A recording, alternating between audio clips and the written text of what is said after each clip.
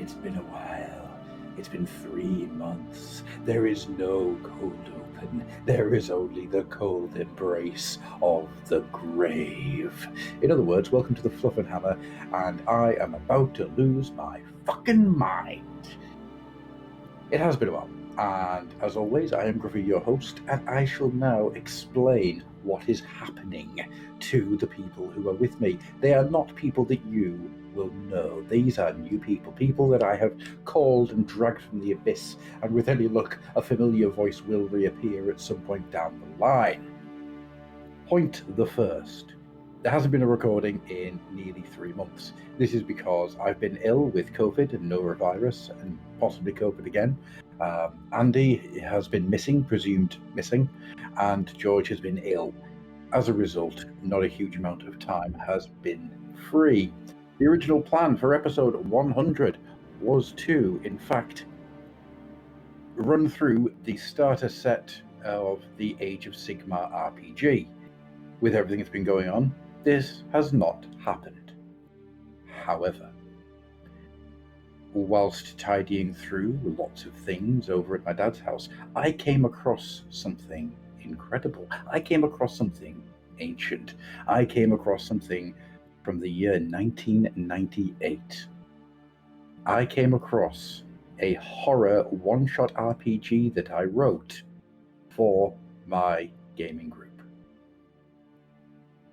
That is what we're going to do tonight. We're going to be playing a game that I wrote in 1998 and then forgot it existed. I forgot about every aspect of this. When I was reading through it, the first thought I had was, fucking hell, I cannot write for shit. But I then went, some of the ideas in here are brilliant. Well done, younger me. So we're going to run this game. This is Tattered, a one-shot RPG horror game. I will then introduce you to the people who are playing with me this evening. First of all, there is a man who is the human equivalent of a camera. He is always recording. He is always seeing. He is the gigantic, untethered eye that stares at everything that you were and everything that you will never be. Yes, his eye is upon you, his eye ready to blink. And he is Nick. Hello, Nick. Oh, hello. You look a little shell-shocked. Did you not enjoy my overly dramatic introduction? I was just worried how to follow that. I think you did the right thing with a simple hello. Next to him is a man who didn't come to my wedding. It's James. Hello. Absolutely just start by putting me on blast. Walk into a face full of it, my God. Well, Nick was at my wedding. You weren't at my wedding, James. You were invited.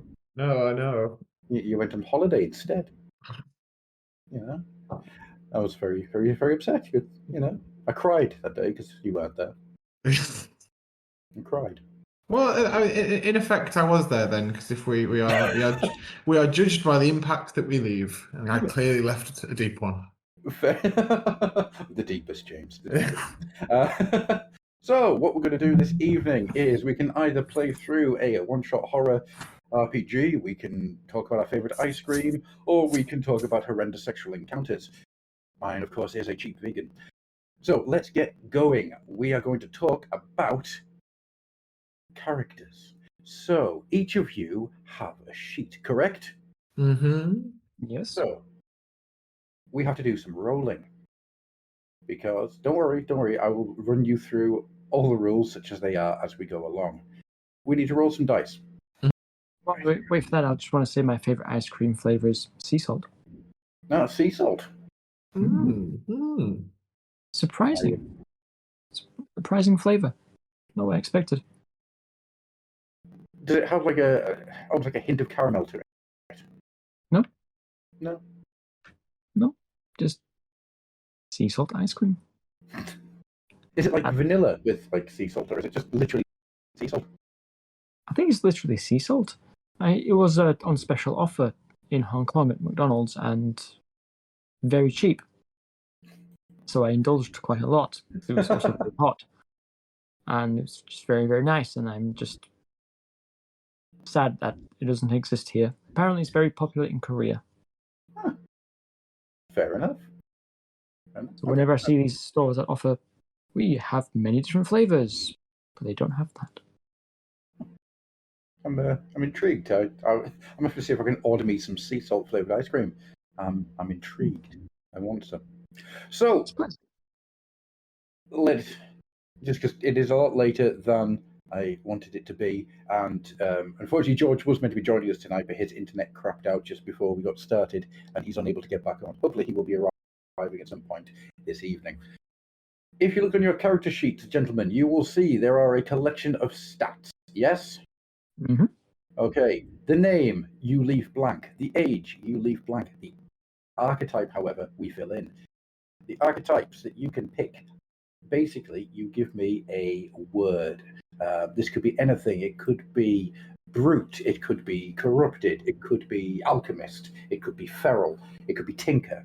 Right? You just have to think of just a single word that defines what you think your character might be. I will explain more as we carry on.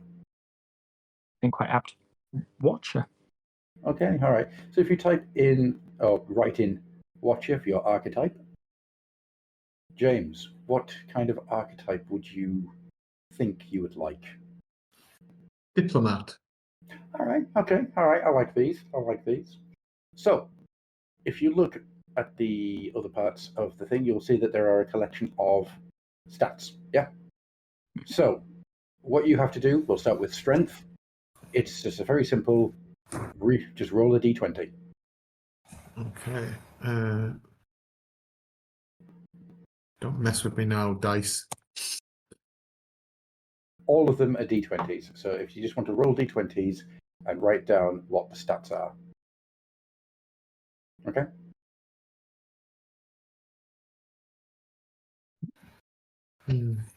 Oh. So strength, intelligence, and movement and social are all d20s. Cool. So just fill those in and just let me know when they're filled in. Oh, hell. This thing is absolutely rolling me. There we go. Oh, that's bad. What about, is that Viz looking sanity? They all there at something else? Yeah, we'll come to them in a moment. No problem. No problem. What about fumble? Oh, I see. All right, we'll do the fumbles as soon as Nick's done his. Right, okay, so you've done strength, intelligence, movement, and social. Yeah? Mm-hmm. Yes. Okay, so next up is vigor. Vigor is 1d10 plus 3. Vigor is your life. And then I'll just add 3 to the result. Yeah. Just add 3 to the result. Cool. That is your hit points if you want. That is your life. That is how much. That is the worst hit point I have. Yep. What have you got? 3 altogether. Oh, you should have 4. Because the worst you can get is a 1. Yeah, I got a 1. Oh, 4. Yeah, 4 altogether. Yeah. 4. Okay. Your vigor is also withered. matched. Your sanity is matched by your vigor. So whatever you get for vigor, that is also your sanity. Good lord. I'm literally on the edge. I'm on the cusp of life and death. Okay. This is really bad. What's the look then? Okay. Because I've not got it. I'll tell you that. That'll be low, is what I'm saying. Right. So roll 1d6, and that's the amount of points of luck that you get. Once the luck points are depleted, you have run out of luck. These are things that will come into play as we go along. Cool. Need to tell you these numbers? Oh, you can if you want to, or you can just keep them to yourself. It doesn't really matter. Right. Okay. So next up, we've got. Yeah, so fumble and critical. You know how in things like D&D, a fumble is a 1 and a critical is a 20? Mm-hmm. You roll your own fumbles and criticals. Oh. Okay. So roll a d20 each, and that first number will be your fumble number.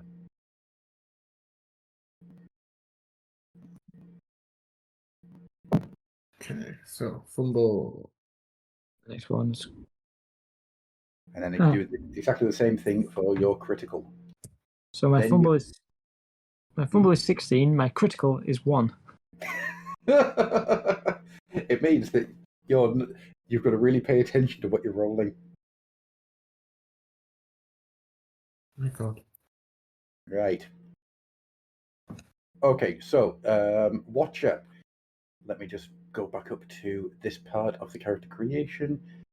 Yes, I know I wrote it, but I still have to go back to the rules because I haven't memorized it because I wrote this 20 plus years ago.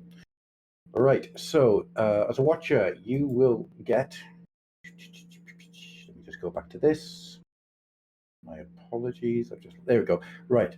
So you'll get a +2 intelligence. And in your skills,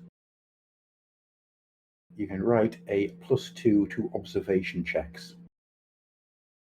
Is this recovered skills? Yes, in the recovered skills. Okay. Observation checks. Yeah. And diplomat. Let me just go back up to this bit because I've got to roll for this. Okay. As diplomat, you get a +1 intelligence and a +2 social. Aha. And a +2 to social checks. Okay? Yep. Right. Now let me explain to you what this game is. You're about to wake up in a place you've never been, you don't recognize, with no memory of who you are. You don't know your name, you don't know who you are, you don't know what you've done. As the game continues, you can announce a flashback, right? The flashback is something that you can do to try and build up skills or to build up a stat, right? You have to role play the fuck out of the flashback. The other players, say James gets announces a flashback. We've just gone through a combat. And you say, this combat it's triggered something. I remember something, and you initiate the flashback. Once you've done that, you begin out role playing it. Nick, at any point, can join in as a different character within your flashback and try to change the narrative of it. Yeah? Once that happens, I will decide at the end if you were successful. You'll tell me what you were aiming for. I will decide if you were successful or unsuccessful. If you were unsuccessful, you get a different skill or a different stat increase or a decrease or whatever. And we go from there. And that changes what your character can do, or going forward. Does that make sense? Yes. It'll work better once we're doing it. Okay. So just to see if I'm on the right track here, if I've resolved that right, I see you described to me like an object in the path or maybe some sort of obstacle. Yeah. And then so I want to see if I've got a skill that might be able to help me with this obstacle. So I announce a flashback, and then I would have to describe the incident that gave me that skill, which would then explain why I could solve the puzzle in front of us. Yes. Love it. Okay, great. That's groovy. Groovy. I like it. This is why when I was reading through this, I was like, "The fuck was I on at this point?" That's a good one. I like that. And of course, Nick, you could join in as, I don't know, his ex-wife and completely try to derail it as best you can. Or you could join in and help him. It's entirely up to you. And vice versa. Let me explain the luck mechanic as well. So if you fail a roll of some description, you can use whatever points of luck you have. You can use all of it. You can use one point of luck, whatever you want, to try and get it over what you need it to be. The other player can, if you so wish, try to steal your luck. Right? Let me read this because this is the most evil thing I've ever read. A character can steal luck by performing an action during another character's action, in which they have used luck that distracts them. So, if, for example, once again we'll use James. James, you've rolled for combat and you're 3 under getting a hit. You then say, I'm going to use 3 points of luck. Nick can then say, I am also going to try and do this, but once I do this, I'm going to throw a bottle over there to distract James's character. If that works, if you win the roll-off, you then steal the luck that James was going to spend, and it becomes yours.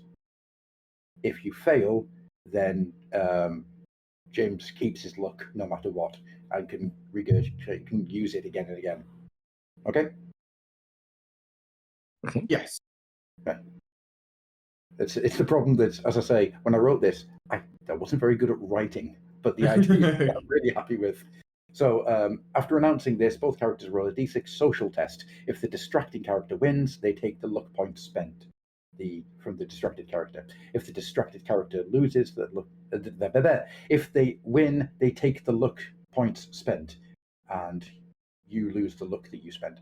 If the distracted character wins the luck, it's reduced and you keep half of it. So we'll go through that as we go. But I think that's everything I really need to go into, and we will just go through it as we hit points. So are you ready to enter the world? Yes. Or do you have any questions? Nope. We'll pick it up. I'll try and pick it up as we go along. Nick, any questions? Many, but Okay, let's go. We shall begin.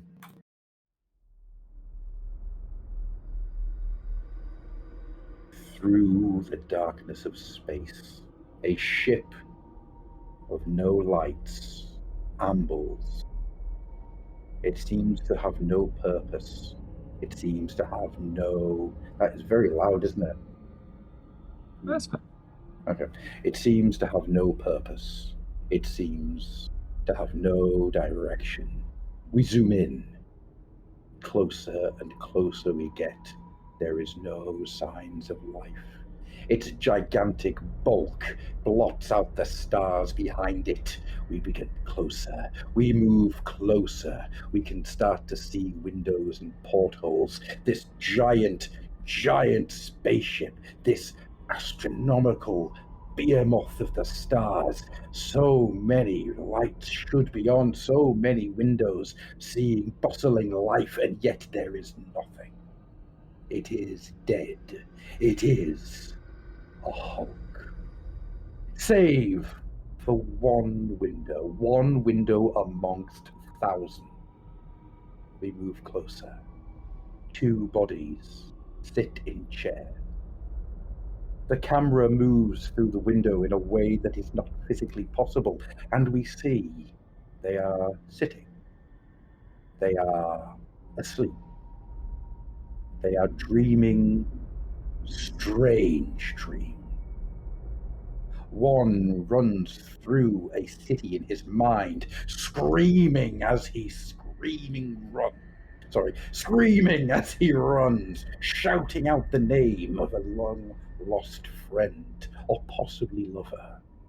He falls to his knees, begging to be left, but whatever chases him continues, and he scrambles once more to his feet. The city never changes, just the same alley, going on forever. The other is falling. He falls from a sky, from an impossible height. He sees the changing of the colors, moving from maroon to dark purple to bruises as he keeps falling. The land is too far away to see. The haze blocks out any idea of solidity. He falls, screaming, and he falls into a wakefulness. The 2 bodies twitch and shake. They bring themselves round. They open their bleary eyes. They do not know where they are, and they do not know who they are. They take in each other, first with suspicion and then fear, as they start to wonder what has happened. Nick, as you open your eyes, you see around you a cold room, just bare metal in every direction. There are doors leading out, two in fact, and across one wall is a collection of heaped boxes and chests. James, as you open your eyes, you see very little. It is dark in the direction that you stare. There is a shadow unlike any that you have seen. You look at each other. How do you react?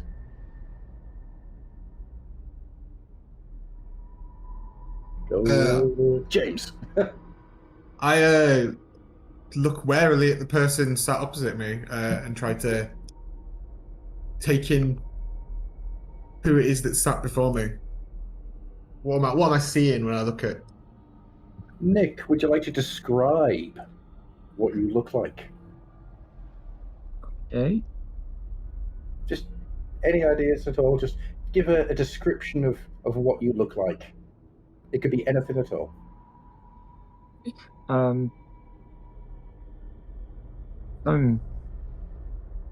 Probably can't tell as I'm sat down, but I'm about just over 6 feet. Mm-hmm. Sunken eyes. No hair.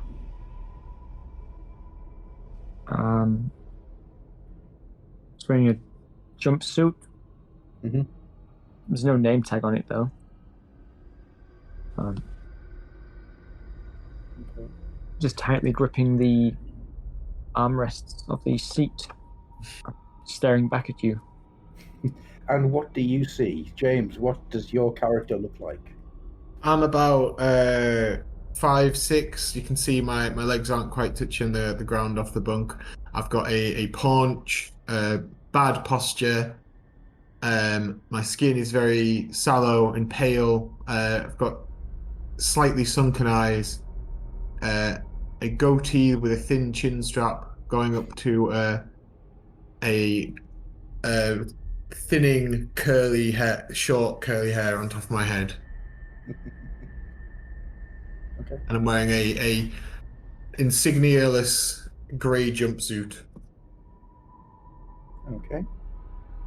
As you look around, you see that there are, in fact, two doors to leave the room with, and there are just a ton of boxes up against the far wall. The entire room, you probably guess, is about 80 paces by 80 paces, a complete square. In one corner, there is shadow, not just an absence of light, but more like a darkness that has taken root. It is so dark in that corner, you can make nothing out. Do you want to talk to each other first, or do you want to try to work out your surroundings? What's your plans? Well, I'm looking around the room, but as I'm doing so, I ask this other person, how long have you been here? Nick? But as long as you have, Well, how long was that? I don't know. Can you say we can see doors out the room, Adam? Yeah. So there's one. If you imagine the great big box of a room, there is two doors over in the top left hand side. They kind of mirror each other. There's one on the wall right next to the corner. Then if you turn directly 90 degrees, there's another one there. The rest of it is just blank metal wall going right round to the really deep shadow. Then it goes right round to just tons of boxes being piled up. Okay, gesturing at the door as I ask, have you been out of there yet? Have you looked out in the corridor? No. No. Do we know Was- do we know if they opened? I You'd I have to don't know. check. Okay. But I've spoken up now. I can't. I've never seen this room before. Who are you? Why am I here? I've got the same question for you. Who are you and why am I here?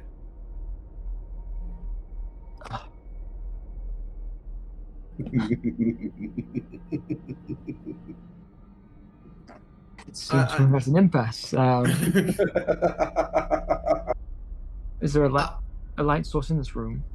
Yes. So there's loads of strip lighting in the center. So there'd be like 4 bars of strip lighting in the very center of the room. It lights most of it except the dark area, and the boxes, they seem to be a bit shadowy as well. But you're directly under the light. Or the chairs that you were sitting on are directly under the light. I want to go and see what's open these boxes. If there's anything on them, logos, words, anything.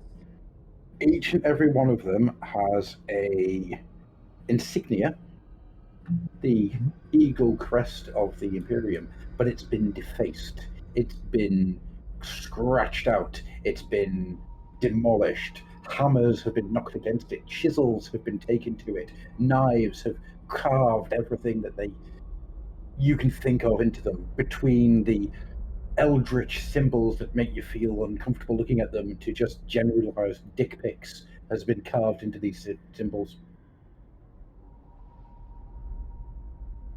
You notice, however, that all the locks seem busted.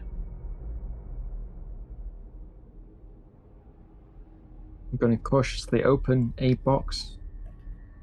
Inside As he opens the box, I hop off the bunk bed and make my way over to him. Okay. So you're both standing in front of the boxes. Yeah, I brought it into the light. I brought Okay. a box into the light and It's more facing away from me. It's more of is it facing towards James? If he stood there. It's more of a trunk than a box, to be honest. But, Yeah. So it's about 5 foot long, 3 foot deep, 3 foot wide. You open the first one, and inside there is a collection of guns, but none of them have any ammo. There is some ruined suits. None of them have any insignias. They all seem ripped or covered in blood or stuff like that. You can see that there is, what do you call it, like little journals and notebooks and things in there as well. It looks like it's just haphazard stuff's just been rammed in there. Yeah, I want to take out the journals. Mm-hmm. Is any useful information in these, or is it? You open the first one, and the first entry that you read is just, "Oh, we're out into space again. There's not really much going on. We're going to have to go and do yet another goddamn pickup. I hate doing pickups. Pickups are really bad." But you notice that after a couple of days, the scroll starts to get really illegible, and then after that, pages have been ripped out. Just before the text gets unreadable, I want to read that entry. Okay, it just says, "Heading into the ghoul stars. This is not something I feel comfortable in doing. I know there's things out here that we shouldn't be messing with. I know we shouldn't be here. But the captain has said that this is good money. This is exactly what we need to do. This is why we are part of the Navy. I don't like it. It feels wrong."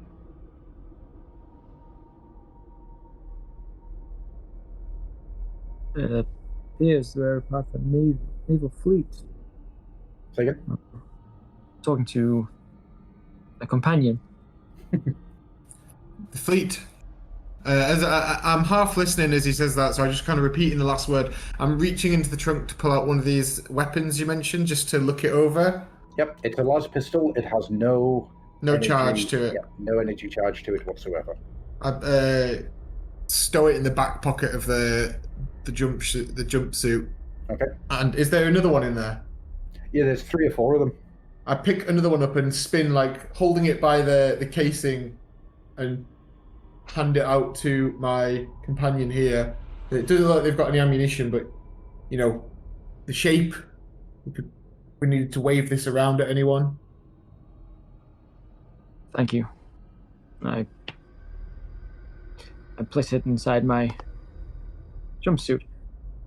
At this point, you start hearing a little noise from another one of the trunks. It just goes, "Oh." point the empty lasgun at him.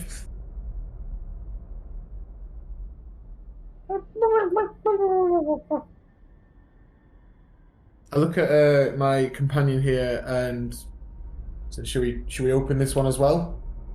I think we should see if it's friendly first. I'm going to identify which trunk is making a sound. It's about 3 deep, so you have to move some of the other trunks off the top of it first. But after a little while, you do find the one, and there is just a little noise, just knocking. We'll pull it into the center of the room. Can you speak? Is it open, or is it still locked? It's Still locked. closed. Yeah. Oh yeah, it's still closed. I'm Alright. opening this. Okay, can you understand me? 1 knock for yes, 2 for no. Do you mean us harm?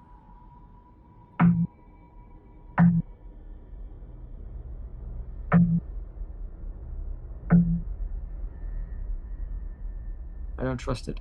That's yes 4 times. He really hates us. Okay. He's never even met us. We've done nothing to you. We've done nothing to you. Are you like us?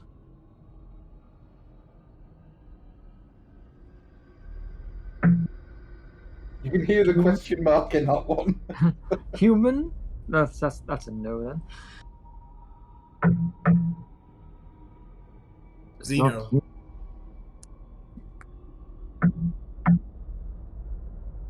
No. Not human, you're Xeno, what are you? I know you can't have that. No, shut up. We have weapons. If you mean us harm, we can quickly dispatch of you. Do you want to be let out? Can you help?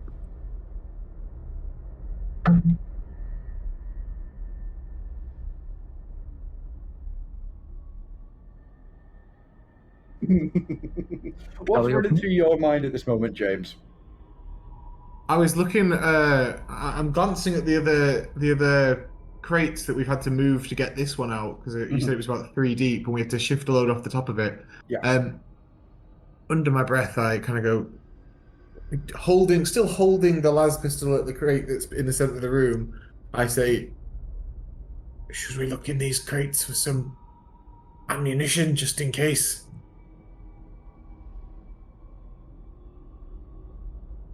You Yes. keep him talking. I'll have a look through them. Okay. And I just set to quickly just opening up the other crates and having a rummage through them for anything that looks like it'll slot into this las gun. Okay, I'm going to call that we're going to call that a movement check. Mm-hmm. Okay, so I want you to roll underneath your movement on a d20. So roll d20.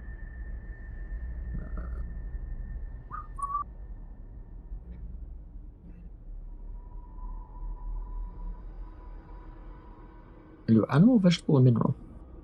Oh, sorry, I put the. There we go.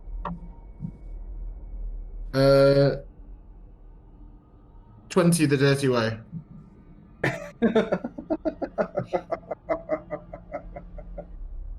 Okay, you find 4 packs of ammunition, each of them having 6 shots.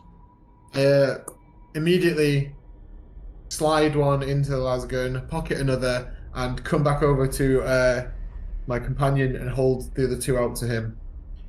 However, when you walk away, some of the boxes that you've disturbed start to shake back and forward. One falls over. I said that really weirdly. One falls over, spilling its contents on the floor, and it is nothing but hands. Human Ugh. hands, chopped at the wrist, Just nothing but hands. On closer inspection, a part of your brain realizes that they are all the left hand. I shout at the box on the floor. Are these your hands? Turn around. But you know about the hands. You said no about that. No to the hands. So you know about the hands, though. Do you know where the hands have come from? Wildly swinging loaded lasgun from crate on the floor to crate of hands. Would you say that the hands are doing you some damage there, James? You say that seeing about 40 or 50 hands all falling out of a box is causing you a problem. It's mildly disconcerting, but I'm keeping myself in check. I think that that's actually a sanity check. Oh, bloody hell. Oh, this is going to go well. Okay, so we'll call this a unsettling event, right? So now you must roll a d20 and roll under the number defined in your sanity check, in your sanity stat. Oh, d20. Oh dear. Well, altogether, I got a 5 because I rolled a 1. You then lose 1 point of sanity. Oh no. Which means going forward, your sanity is lower. Oh.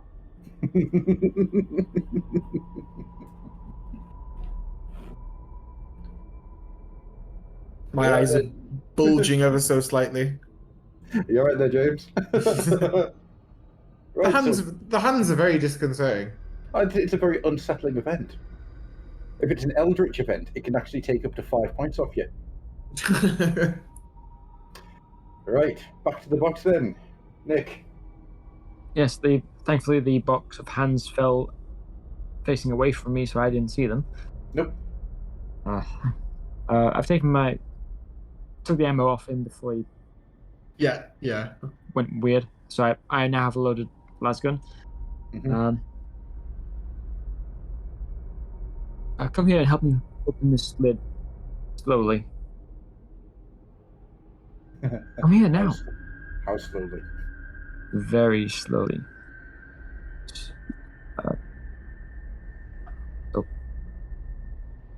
So you open the lid. I'll aim. Keep enough weight on it, so nothing will push back against you, and slowly open. So okay, so I'll go round the back of the crate and I'll lift it facing you, so it opens up towards you. But if it tries to force itself out, just drop down on top of it to. Yeah. Okay. Yeah, no problem. I shuffle around to the rear of the crate. Mm-hmm. I lean forward, grip the edges of the lid, and start to gently ease the top of the box open. Inside the box, naked and shivering, covered in bruises and cuts, covered in markings of sheer brutality, is a ratling. A tiny, beardless, apart from a mutton chop, little mutton chop sideburns, little humanoid. He is basically a space halfling, a space hunt. He has no clothes, he is bound, and he has been battered. Since I've got the lid in front of me, I can't see this, can I? I'm holding the lid up. Yeah. He's also gagged, by the way. Looks like this one could have answers, but nothing we would like. Pocket the gun and hoist him out. Then put him in the chair that I was sat in. Let the lid drop and come over and join by the chair. He looks... You would have thought he looks terrified, but he doesn't. There is a certain... not uncaring, but a very much a disconnected look to him, where you'd have thought pulling him out of that box would have been a terrifying experience for him as the light burned into his eyes. You don't know how long he's been in there, but he just seems to just be taking it all in his stride. He doesn't scream, he doesn't wriggle, he doesn't try to escape, he just sits.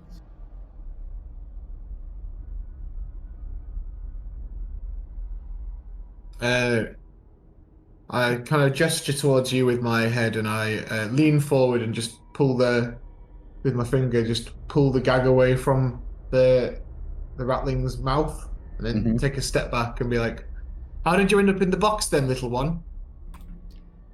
I spent about 17 years trying desperately to get myself a new job ever since I was thrown out of the family business. I hook the gag back into his mouth.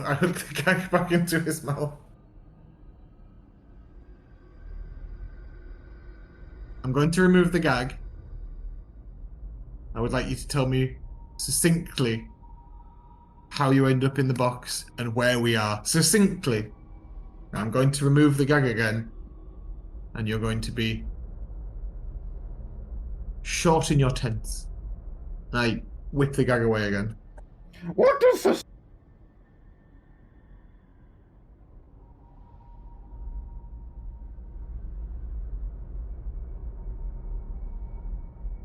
Oh no.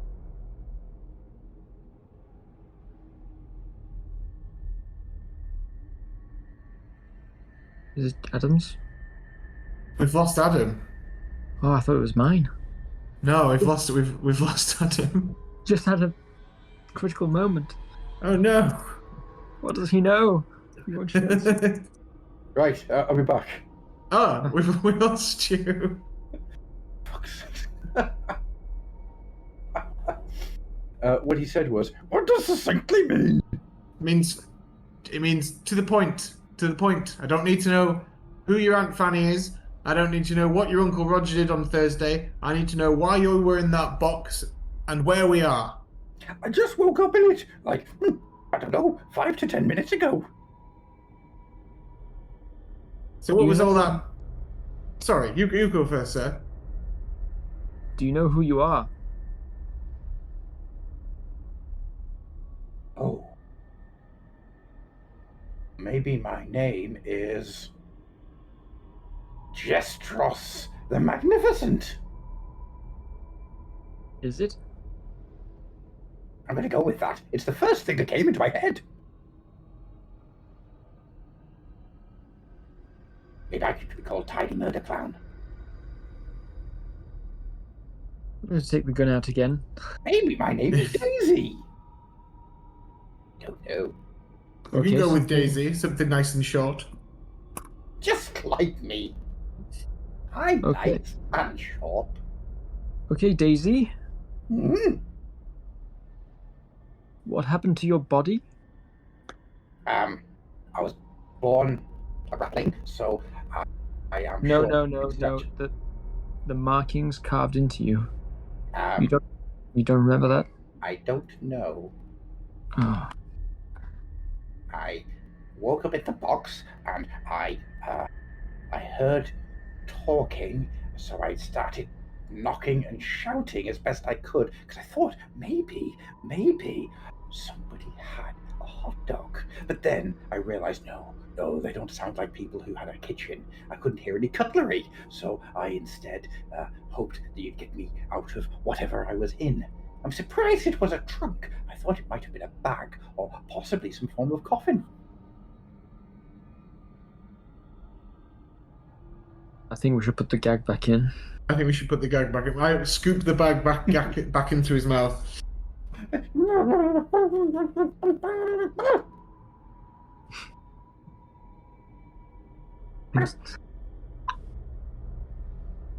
I think whatever we've experienced has resulted in memory loss in anyone still alive. We're clearly on some sort of ship, and I'm just gesturing around at all the metal walls and You can see a window that looks out to the stars. So you do yeah. know So we're in some sort of yeah. ship.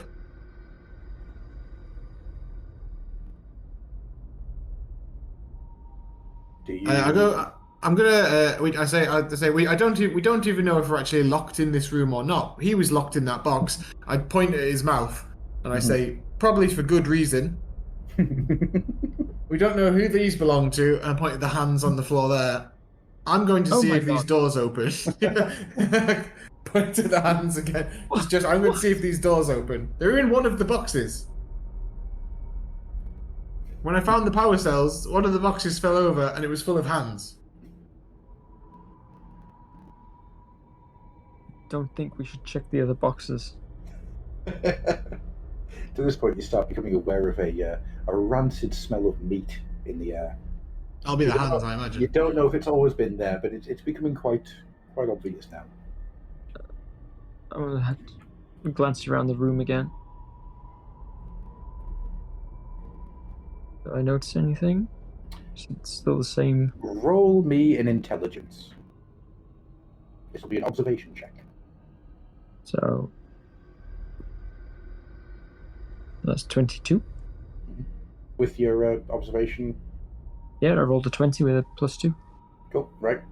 So, what you have to do is you have to get it under. What is your intelligence? 20. Well, there you go. That's fine. Okay, so looking around, you see that the dark, shadowy corner is bigger. Not by much, but as you look at it, you just go, that looks darker and more in shadow than it did last time. And as you're doing that, you notice something weird. All of those hands, those left hands, they've all fallen, fingers pointing towards the shadow.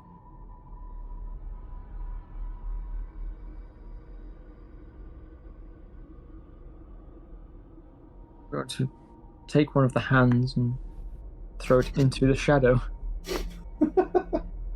You expect to hear some kind of like thunk or thud of it hitting the metal floor, but instead, silence.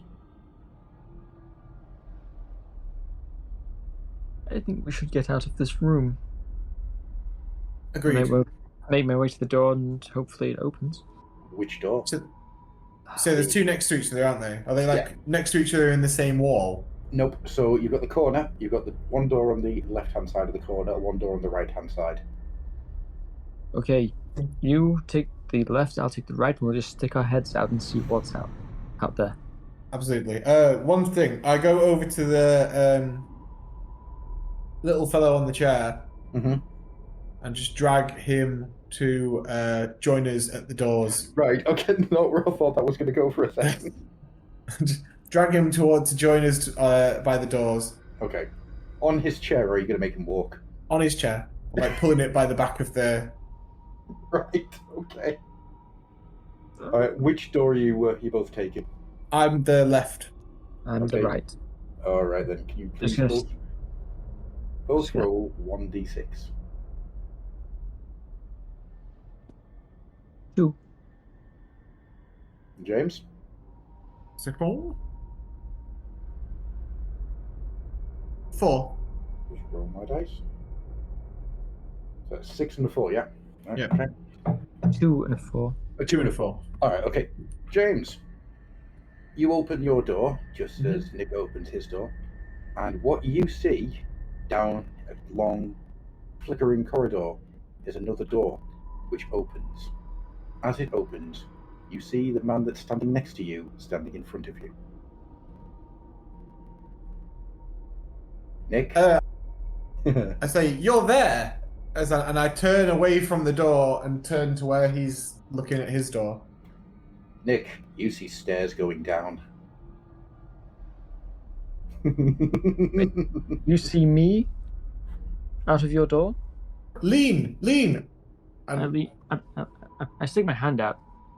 You stick your hand out. James sees your hand coming out of the door that's down the corridor. I tip the little fella off his chair. Yep. And and I say to him, "Look, our friend is over there. Run to him." And I run him off down the corridor.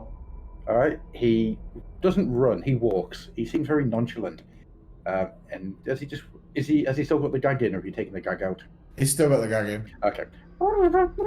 He seems to be singing a song to himself. And he walks through the door and closes it behind him. Past the figure at the end. Does he walk towards me? No, he doesn't come through your door. He just walks into that door, and that door closes behind him. He Shout walks down in- the corridor. Hey, that wasn't meant to happen. Come back. Silence. and No response. and I couldn't see the other door. Nope, he doesn't come through your door. You've got stairs going down. Yeah. You know what I think?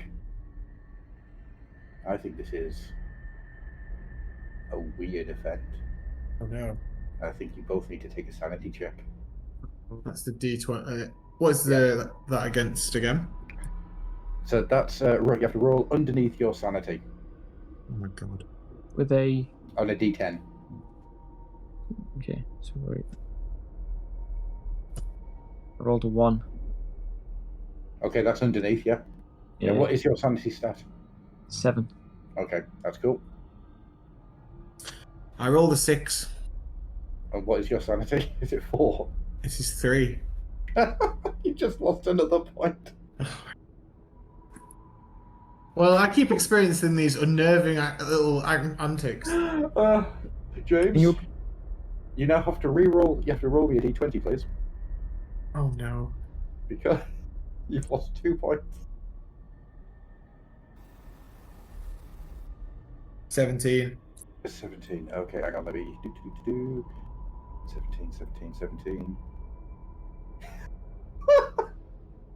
Good lord. What now? From this point forward, you always feel like your body temperature is off, and that you get either cold or hotter faster than you should. Okay, body temperature off. Your body temperature is just absolutely fine. It is that you feel that you get hotter and colder very fast. Pull it at my collar and I suddenly start going, is it hot in here?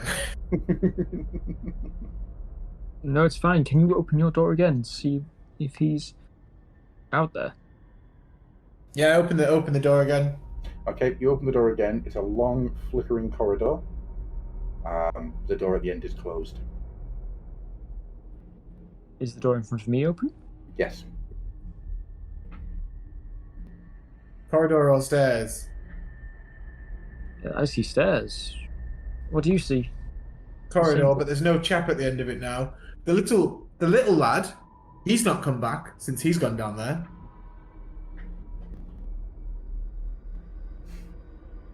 But the thing that looked like you isn't down there anymore. Is it cold in here? No, I think we should take the stairs. Okay. You go down the stairs. It looks like there's maybe 10 to 12 steps to walk down, and it seems to take you about 10 minutes to do. No matter how many times you look at them, you can only ever see 10 to 12 stairs, but you just keep walking down them. Just keep walking. It just seems to keep going and going and going. Then you stop and you look back, but there's only maybe 4 or 5 steps behind you, and only another 6 or so in front. But it takes time to walk down them. You keep walking down, and you enter a very big room. It is cathedral-like in its scale and size.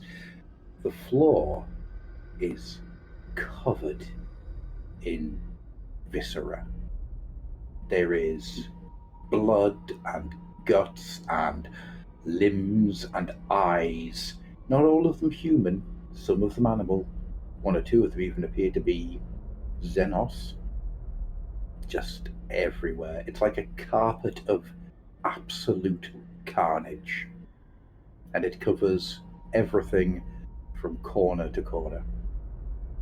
I think that qualifies as unsettling. I think that very much qualifies as unsettling. Hell's horses. 9. It's D10, isn't it? Yeah. Oh. I rolled a 9 against my 7, so that's -1, isn't it? Yep, you've lost a point of damage. Point of sanity, sorry.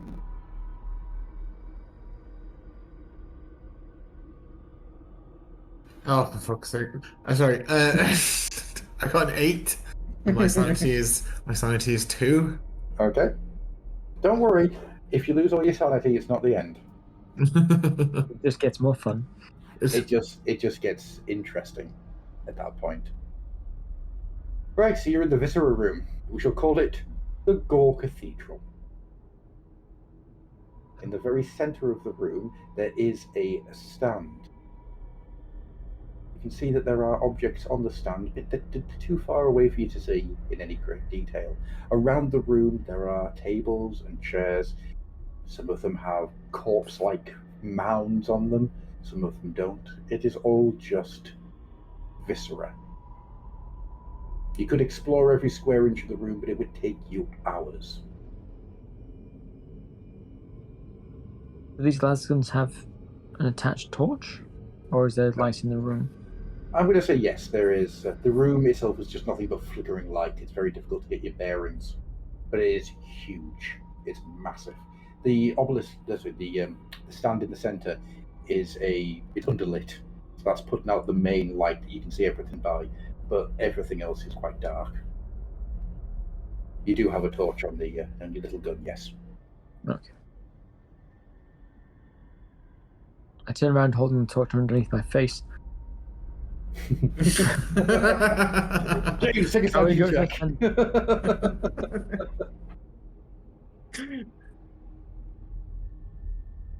What Yeah, do we you go to the do? center.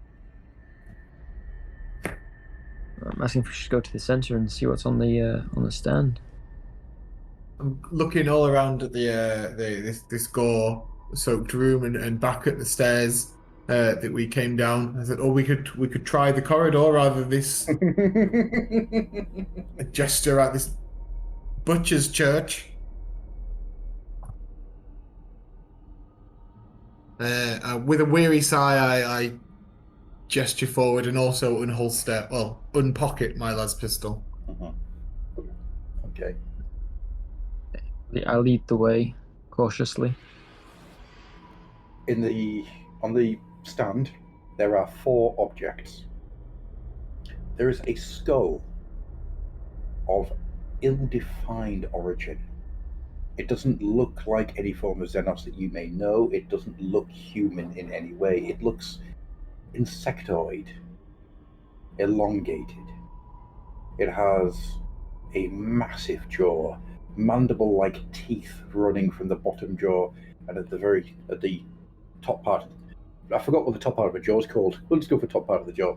Top part of the jaw is just incisors coming down. The eyes, 3 eye socket holes on each side, are big. The head itself is probably about 3 foot long. It looks heavy. Around it are a collection of interesting trinkets. There is a green gem cracked in the middle. There is a long knife with strange inscriptions on it, and there is a yellow cross.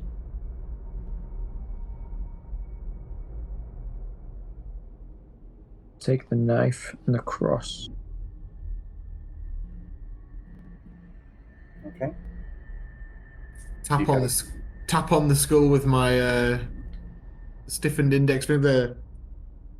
It crumbles to dust. Whoops. It feels like a second ago it felt heavy and solid, but the moment you touched it, it just collapsed in on itself. I attempt to. You can hear the humour's not in my voice, but I say it's probably made of paper mache. Probably made a rat gut. Is there any other exits out of this room? Yes. So there's the stairs that you came in, and then there's a big double set of doors at the very end of the room. I turn to you and say, "Can we leave here now?" Yes. Yes, I don't think there's much variety here now. No. I have a plan, which I formulated and I wish to run past you. Please do. We're clearly on some sort of a ship. Neither of us know how we have come to be on this ship, but I think it is fair to reason that the ship may have some form of shuttle, which we could use to leave the ship, and then we can figure out how we came to be here safely off. And I gesture round the room again, here. I think safely might be optimistic. Given how I'd feel more comfortable being away from this room. you can see this room is huge. The ship must be immense, and it succumbed to whatever forces led to this. A shuttle would not likely survive long. I see, I take your point, but otherwise, what is the plan to stroll on until we come to the bridge and hope that we can ask them to anyone we may find explain our presence on here? Well, looking for answers is the best course. Of course, you've also got the mystery of who you are. Yes, we need to find out who we are. Did we cause this? We don't know. I may not know much about myself, but I do not think I would engage in this How do you know? depravity. Well, That's a good point, actually. What do we know about ourselves? Very little. All you know is the physical sight of each other. You know, you could describe what each of you looks like to each other. But we know what it. we know what a lasgun is. Yep. We know clothing. We know objects. Okay. This is a ship, but so all we seem to have lost is our identity. So you could, for example, ask each other something specific, like something about a teaching or something about a piece of history that isn't connected to you, and see what happens there.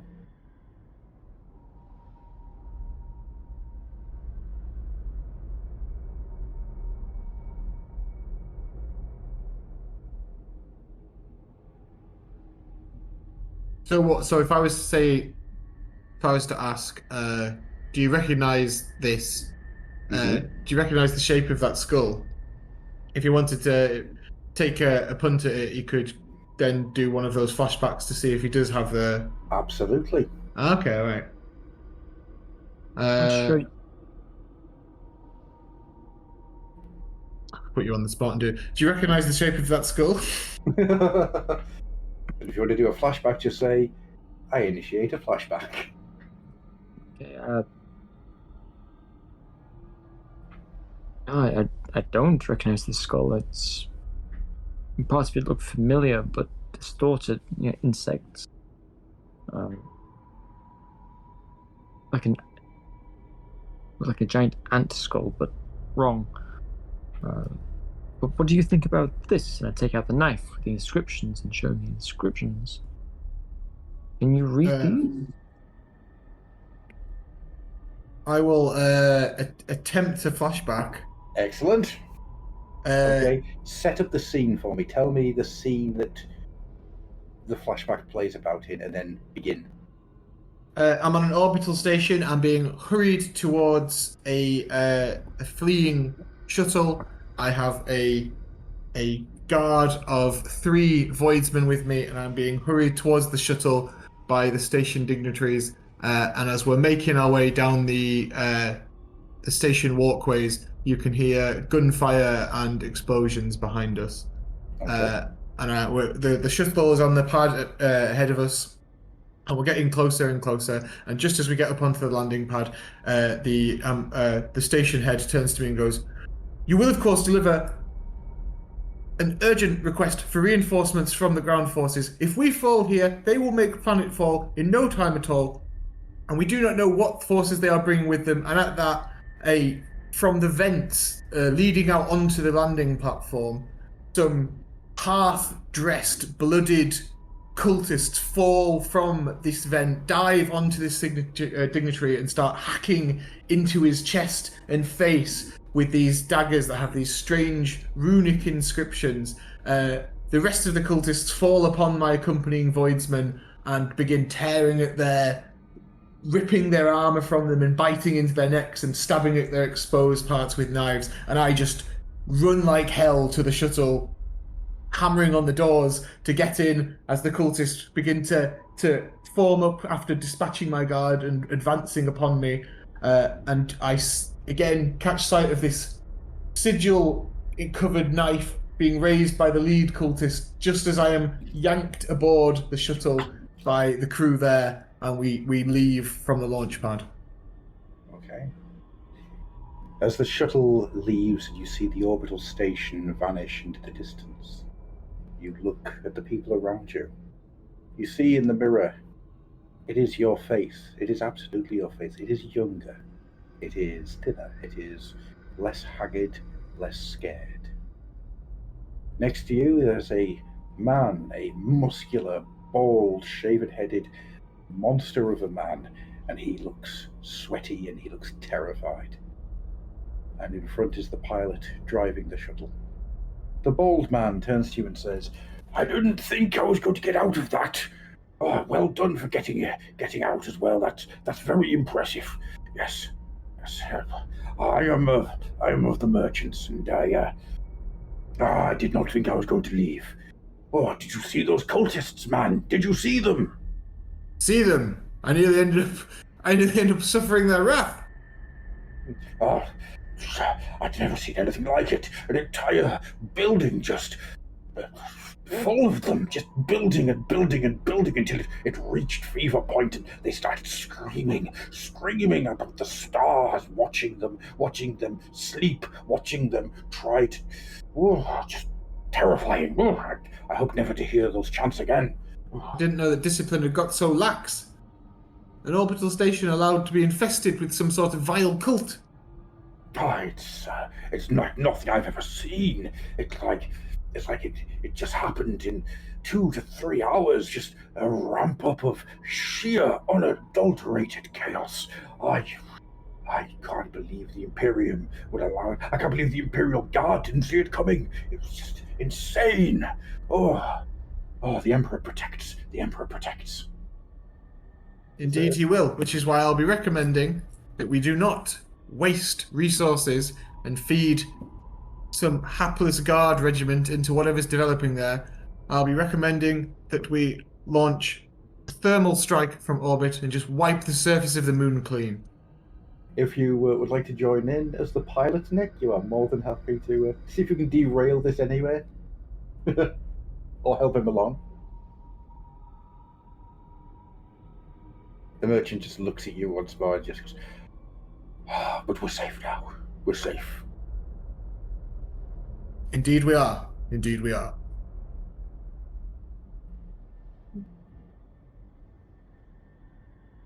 I'll take the pilot then.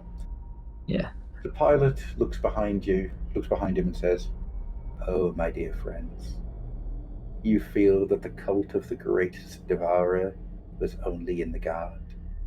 And with that, he starts to turn the shuttle back round, heading back to the orbital station. He pulls out his side holster and shoots the merchant in the head. He turns to you, James, and says, "Oh, your eyes have seen so much. I can't wait to gouge them out." And the flashback comes to an end. What were you aiming for in that?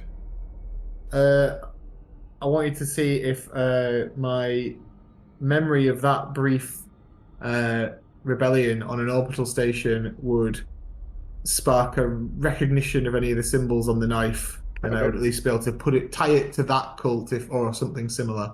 Mm-hmm. I will give you an extra 1 in social because it's apparently you are a very important person. Yeah, you carried a lot of weight. I've just not been to the gym that often this month. I know. I will give you a 1 to your intelligence, because obviously there is a lot going on. You're being trusted with a lot. I will give you a skill of sigils, recognizing. And I will also give you 3 points of sanity, Ah, because that shows that you are slightly tougher than you might think you are, because you've already been through something. In fact, no, I'm going to make it 5. I'm going to make it 5 points, because it sounds like you went through something absolutely horrific, and as a result, aha. you're a bit tougher than you might give yourself credit. From the brink, baby. Has Nick vanished?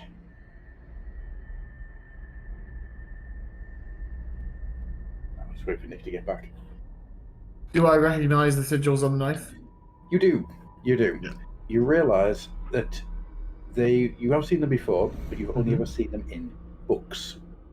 Ah. Okay, they are part of a ancient inscription that was found on monoliths and big stone walls in a uninhabited planet when the Great Crusade was taking place. Ah.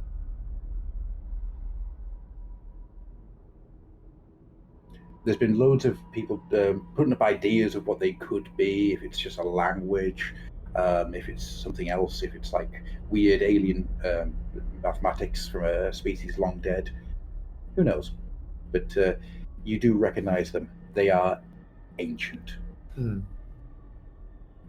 So they're truly, truly ancient, alarmingly so. Are these? Yeah. Ah. Yeah. So these were old when they were found on the dead planet that they were found on, and that was in the 31st millennium. Yeah. So they predate humanity. Whoa. Would be. Is the design of the dagger, is it particularly alien? It's curved in a weird way. Okay. So thank you for asking about the dagger, because no one's looked at it. So the way it's curved is, you know how you get like the long dagger that has the curve on the end, right, to make like a talon shape. Right.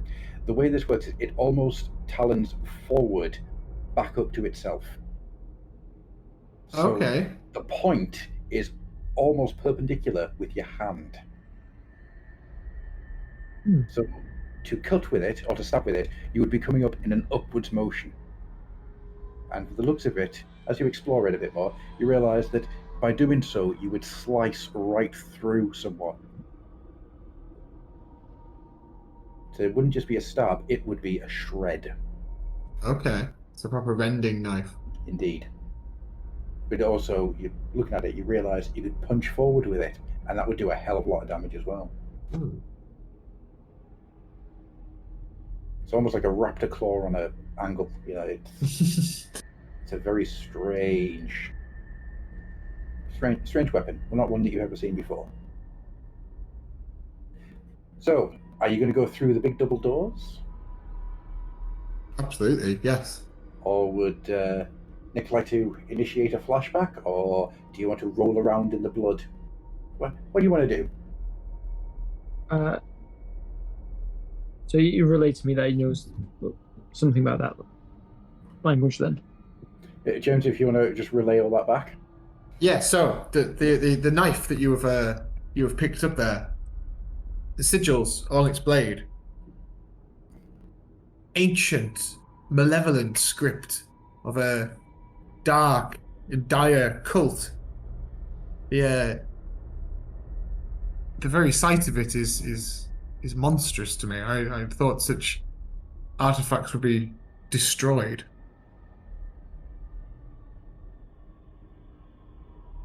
Do you think this cult would be capable of this? level of destruction. Yes, and if they are here, we do not want to be.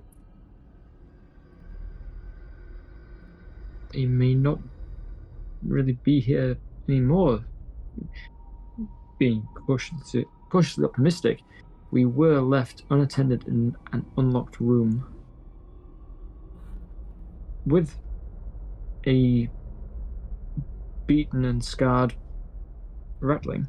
Yes, where is he? Where could he be? He walked happily into a room and then was never seen again. Although he could have been a part of the cult. I'm going to open my suit to see if there are any markings on my body. Oh, I'm just going to take this upstairs.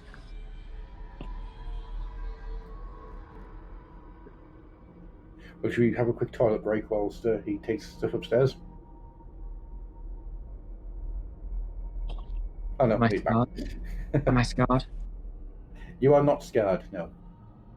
There are a couple of little cuts and scars in there, but nothing that looks ritualistic, nothing that looks malevolent. Okay, now open yours. I do the same. There is no scarring, but there is a really weird birthmark that just looks like a middle finger being pointed up.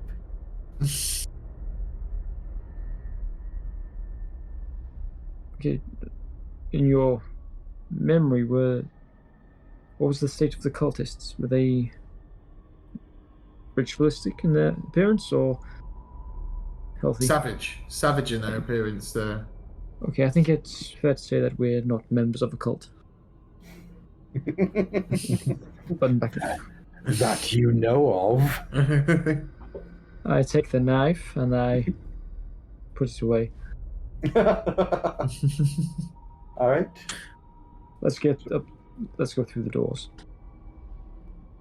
Yes, I follow you through the doors. Then I will need a strength check from both of you. Yes. So it's rolling underneath your strength. On the d20. 4. Excellent. We're 17. James? 8, and mine is 10. Excellent. So it takes a bit of effort, but the doors do open. And what you get when you walk through the door is garish. Garish, that's the word I'm looking for. It is garish. It is bright pinks and purples and yellows, swirling colours painted all over the walls. There are just... Your brain can't quite take in the sheer amount of chaos that's been painted across the walls. There is no dirt anywhere. Everything looks pristine. It gleams the colour right back at you. And in the centre of the room, there are chairs. And on the chairs is a singular figure, slumped. How tall is this figure? About 5 foot or so. Ah. All the swirls and the walls, they all come down the walls, and after a little while you start to realise they all move in a circular pattern, all moving into the centre of the room where the chairs are. You look up at the ceiling, the swirling continues up there. There is just colour everywhere. It is disorientating. It disorients you.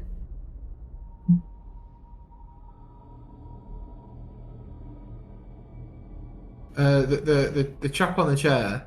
Mm-hmm. Is he facing us? Is his back to us? His back's to you. Right.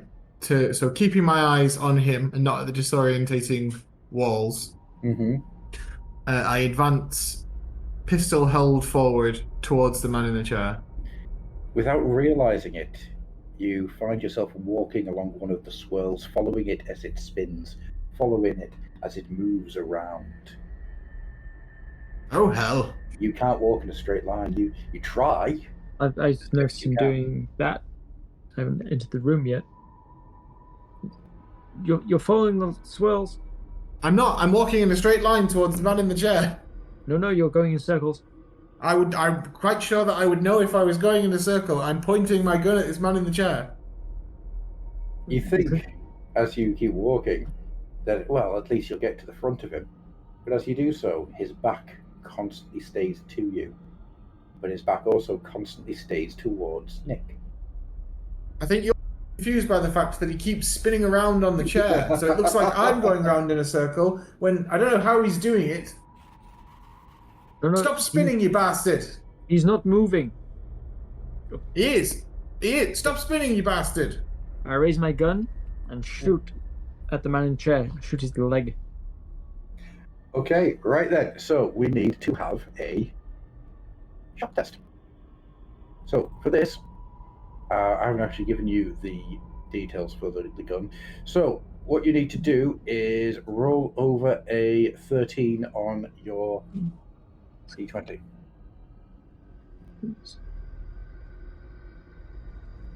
Over 13.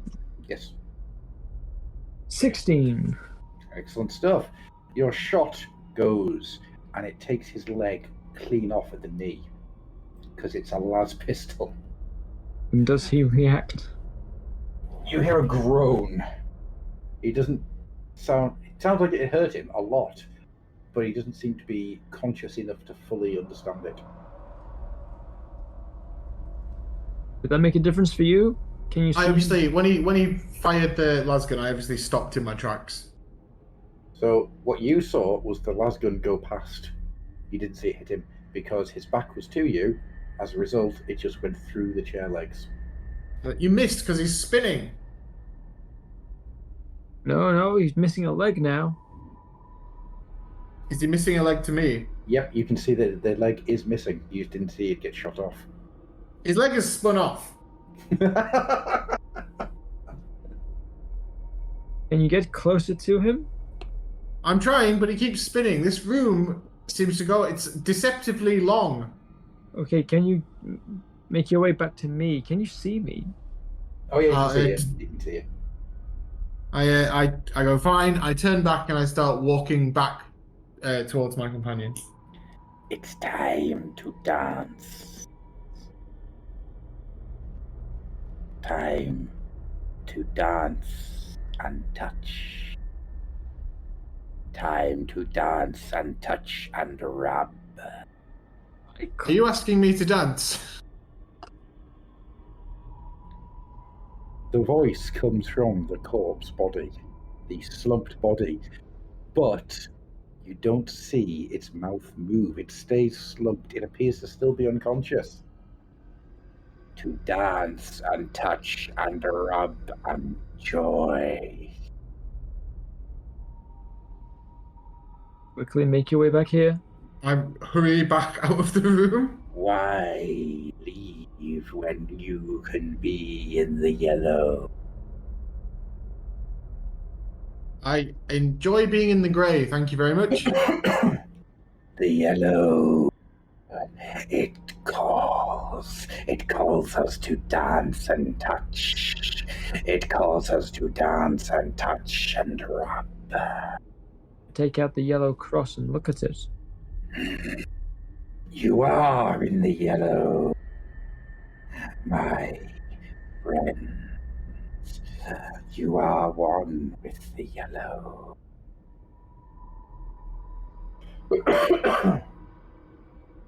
Yes. May we pass? You can go anywhere your heart desires, but can you walk straight on crooked legs?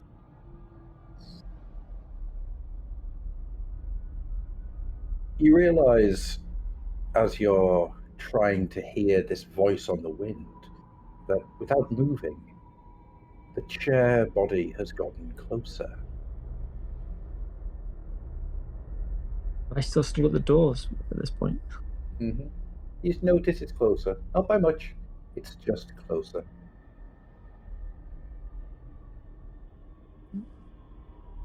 Doesn't seem to have moved. Still slumped.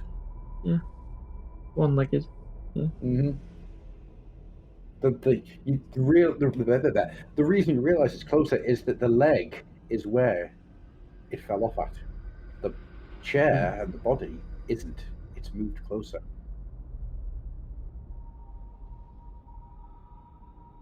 And where's my companion in relation to all this? Yeah, have I got out of the room yet?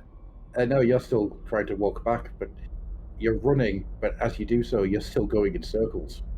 Yeah, you're still running along the swirls. Reminds me of something I saw in an ancient vid text from Terra called Scooby Doo. Ah, yes, Scuba Stubius. Scoobas Doo. Sometimes he would run in fear from a great adversary or demon, and it would hold him in place as the background would whiz by behind him. Ah, Scuba Stubius. That's a name I haven't heard in a long time. Yes. Do you know Scuba Stubius, old man? Yes, I am he. I am saying you're gonna have to come. I think you're gonna have to come and get me. The lights go out. Well, now I One can't by see one, they flicker back on, and every chair has a corpse on it. So I keep saying corpse. I mean unconscious person. There has an unconscious person on it, all missing their left leg. Throne. The room seems smaller, and in every direction, lined up against the walls, are doors.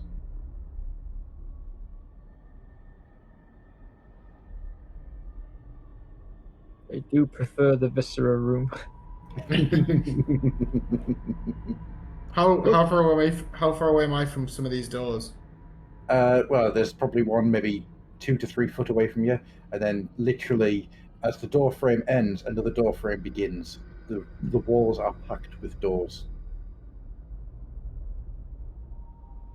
So have all the swirls on the walls gone, or are they still there?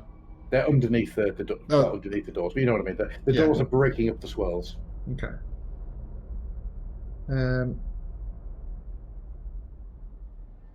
I stop trying to move. I stand still. I orientate myself so I can see my colleague here, Mm-hmm. and gesture at the doors. Have you seen all these? Yeah, I can see them. And all the people missing the hands? How far Right. away from me Right. is he? He's probably Right. about 6 foot away from you, but the way he Okay. goes, it'll take him about 3 to 4 minutes to get to you, just because Okay. he isn't able to walk in a straight line. Okay. I'm going to throw this to you and see if it helps. I'm going to underhand toss the yellow cross to him. Okay, I want you to roll we're going to call it a movement. Mm-hmm. As you're trying to throw it, let me know what you get. What do I roll with? D20 against your movement. You Movement. need to roll underneath your movement.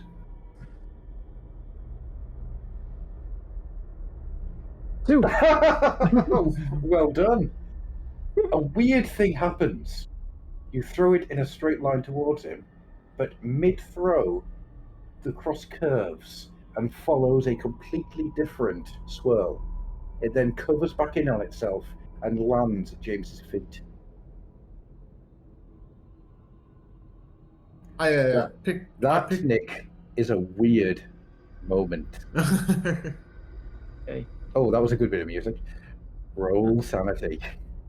So D20. Yep. 6 or under. D10, sorry, D10. Good, because that failed. 15. 4 against 6. So I succeed. Okay, that's fine. You shake yourself off and just go, oh, that was weird. I didn't like that.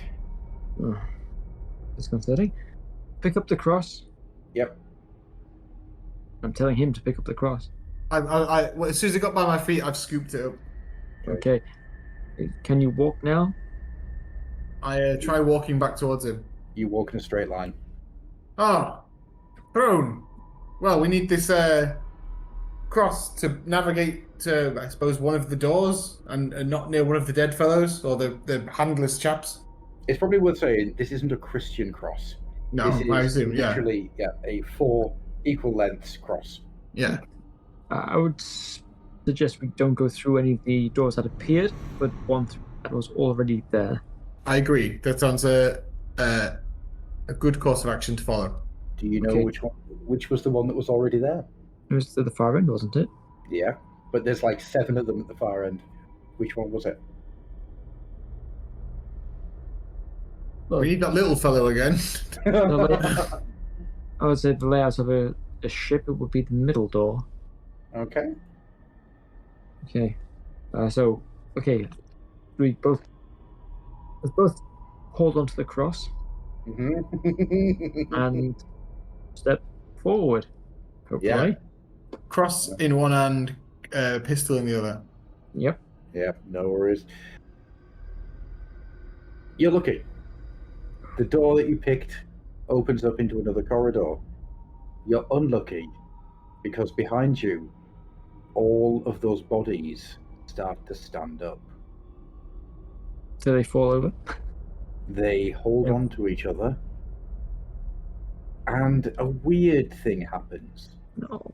As one moves forward, the one next to it kind of shifts into it, almost like it's absorbed. Mhm. And it travels along the circle, along the swirl, until all the bodies are one body. It has 2 legs. You still can't see any features, you can't see a face. Its head is down, and it slowly but surely walks towards you. Well, We as that would take dance and touch as, and rub. as that would take a few minutes because it's walking Yeah. in circles. Let's get through the door. You do indeed get through the door faster than it can get to you. Nice. Now, out of interest, are you going to open the door again to see if it's coming at you? Or are you just going to leave the door shut? Okay, Leaving the door shut. I'm leaving the door shut. fair enough. Okay, door stays shut. Yeah. And in front of you, there is a corridor that branches. It goes straight forward. It also branches off twice to the left and once to the right.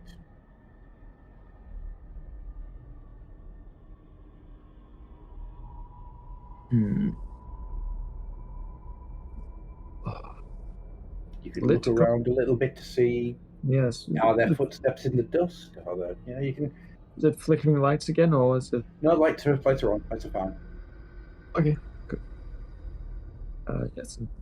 I want to attempt to flashback, Adam, Okay. if I may.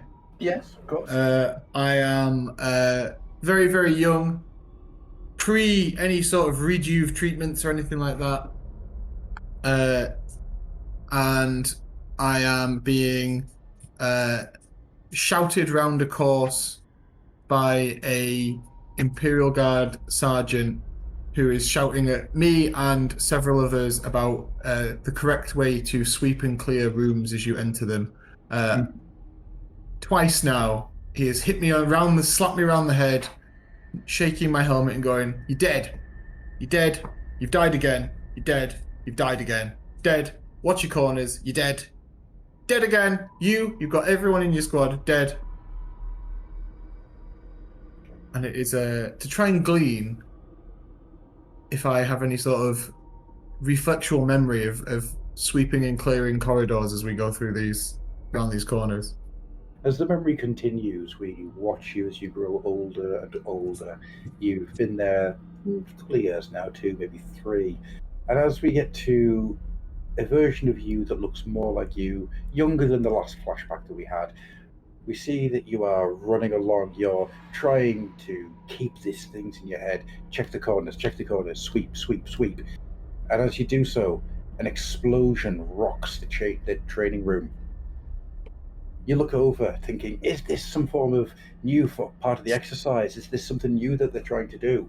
Smoke billows out of sight. You can't see where the explosion was. You just see the fire and the smoke that's taken place. One of the people in your squad says, "Captain, I don't think that was part of the test. I think that's something's gone seriously wrong." Well, don't worry. Remember our training? We stick together. We'll be fine. We'll get out of here. We'll go find the sergeant, and we'll see what the situation is. So how many people are in your squad? 10 altogether. 10. Okay. 2 of them are really starting to look nervous. One of them, his name is Porky Longbottom, and you've known him since he was a very, very scared cadet. And he just says, "What if that happens here? What if that was a bombing run or something? What if someone's attacking us? What if we don't see it coming and we get blown up?" Slap him twice, forehand, backhand, grab him by the lapels. Because you are a guardsman. You do not panic when you're getting shot at. Now come on.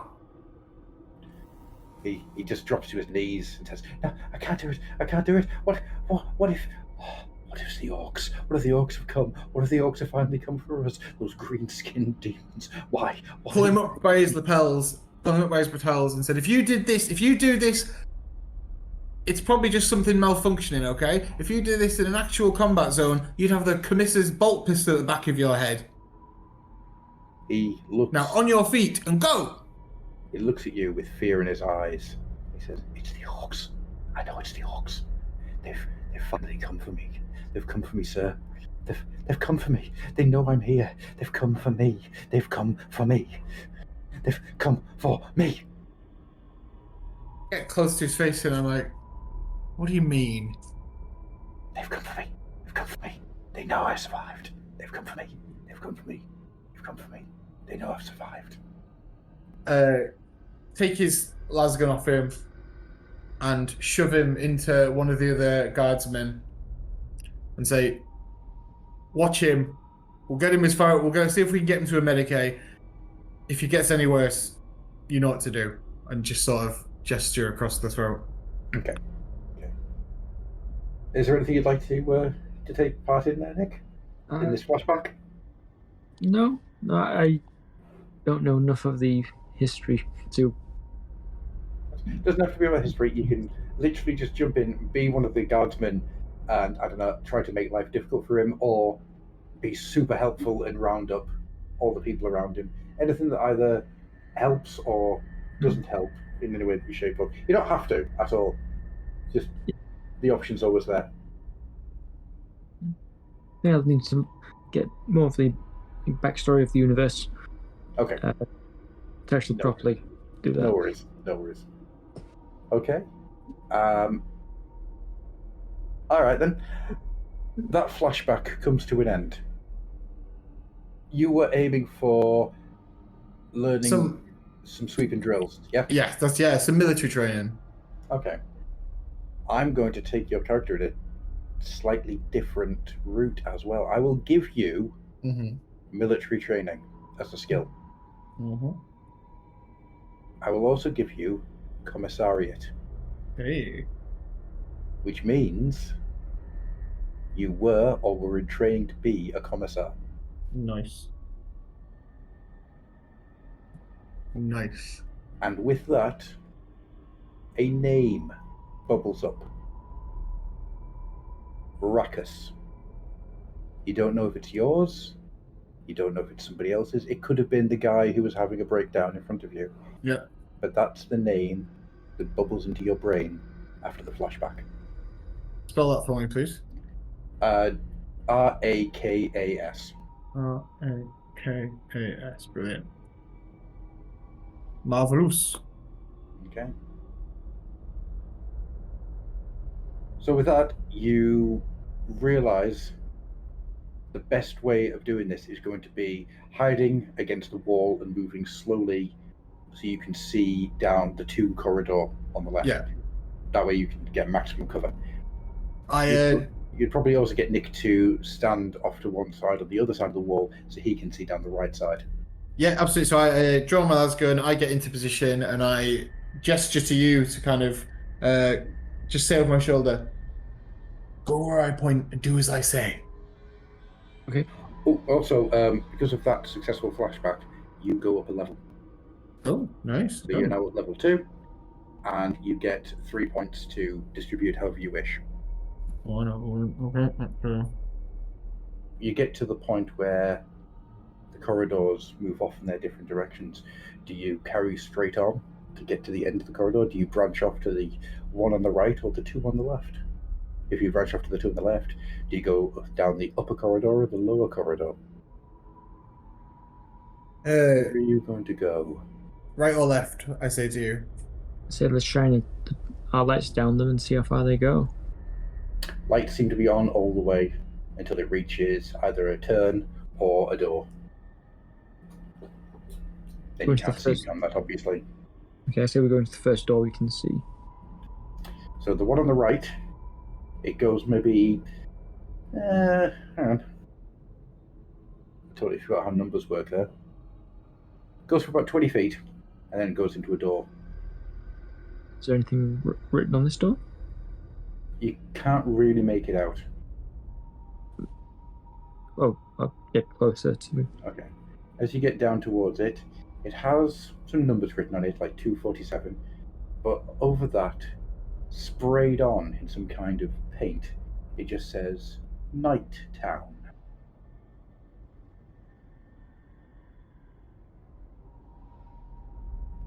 Night Town. Night Town. Night Town.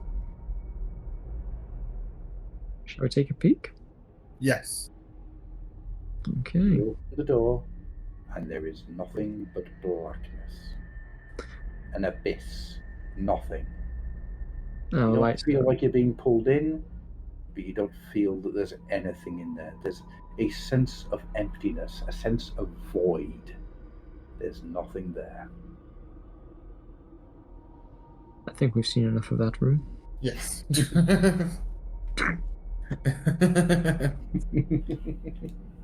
From this point, any other doors? Nope, that was the only door. Going back, you can see that there is a door at the end of the corridor that went straight on, and the two that go off on the left, they turn, one turns to the left, one turns to the right. Okay. The door that's straight on. Mm-hmm. Anything written on that? It's just another number, 475, but nothing's been scrawled on it. That makes me feel safe. Check this one? Yes. Check this one too. Okay. You walk into a library. Ah. Well kept. Like, how are we? It looks immaculate. Oh. In fact, the weird thing about it is the straw underfoot, the braziers burning away, and the weirdest thing is through the window you can see a river and the countryside.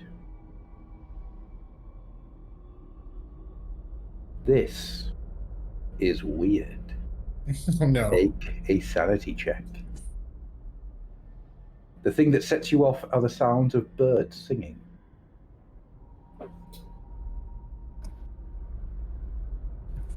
D10 in it.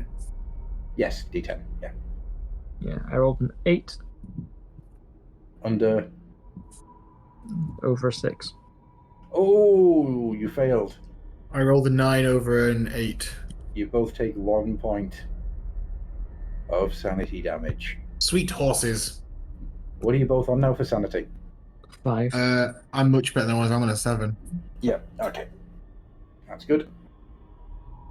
So, this library is beautifully immaculate. It looks like it has been so well kept. You can hear people moving around upstairs and outside the window you can actually see just a family just loading up a cart and a horse and getting off. You then become aware, off to one side, by a big stone fireplace, there's a man sitting. And he looks like he is Admech. He is in a giant red robe with a big hood covering his head. You can see the metallics that cover his face and red lenses that move as they watch you. One of his arms is entirely metal, the other is mostly mechanical, with some flesh still attached. He isn't moving, he just sits, watching you. You hear the whir and the clicks as he records everything that you do.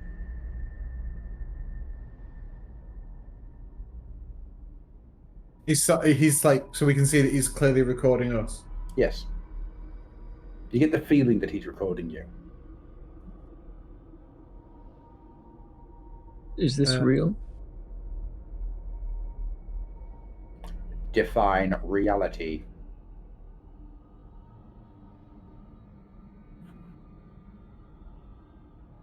Oh no, he's one of them. What a reality denier. He's The an, Earth is flat. he's an early 2000s fan of The Matrix. Oh no. Oh no. Would you like to take the maroon pill or the turquoise pill? I've just had just about enough of this. Total long arm the las pistol at him, and I say, "Speak, thing. Tell us where we are." You are on the ancient tradition. Originally a ship of trade that moved into the Ghoul Stars on its last mission. And why are we here? I assume you are part of the crew. No new people were picked up. Are you part of the crew? I was indeed the ship's... But he stops. And have you ever seen me or him before? You flesh people look all alike to me. And you TikTok fellows look all alike to me. We can all be rude here. I'm afraid I have no social media. I do not watch TikTok. Sorry. Where are the rest of the crew? They are either consumed, converted, or generally around the place. You realize that horrible sound was some form of laughter. It's as if it was an attempt at humor. I think he means cathedral. Yes. The room of butchers has not exactly done well for itself. So when you say, was there some sort of crew uprising? And he stops again and then kind of shifts in his chair. A really weird movement for somebody who is majoritarily mechanical to make. It's almost like uncomfortable, but also like he's trying to move, like trying to push against bonds which aren't there. And then he just looks at you, his lens eyes staring at yours, and says, "We combined with ourselves and others." What, you and when you say you mean you? We all did. Do you remember the Ghoul Stars? I don't even know who I am. Well, that's probably no real loss. All right, Chuckles. We entered the Ghoul Stars. Originally all was fine, but as we traveled further in, disruptions began to take place. We found our own ship. It was dead. We absorbed it somehow. We became one with it as we passed it by. Then we found another version of our ship, but it was incorrect. That too became absorbed as we passed it by. We stopped at that point, realizing something was incorrect in reality. Then, as we began to combine our ideas and decided the best thing to do would be to leave. Every direction we chose brought us to another version of ourselves. We combined with them as well. We became heavy in reality, anchored down with the weight of thousands and thousands of realities, all merged at once. We became others. We absorbed others. We became ourselves through the fragments of a crystal, ourselves reflected through cracked glass. We became ourselves as we could have been, should have been, might have been, but we were also us. Madness took everyone. We lost ourselves by finding ourselves, and in the center of it, the yellow grew. He wanted more. He broke reality by showing us it. He destroyed the very figments of reality by becoming it. The Yellow King killed reality. But then he also breathed life into it. He sits quietly again, doesn't move.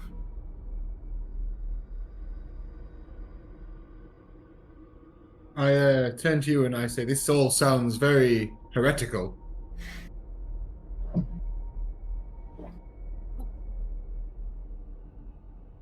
From what I gather, he's saying every room in this ship is a different version of the ship.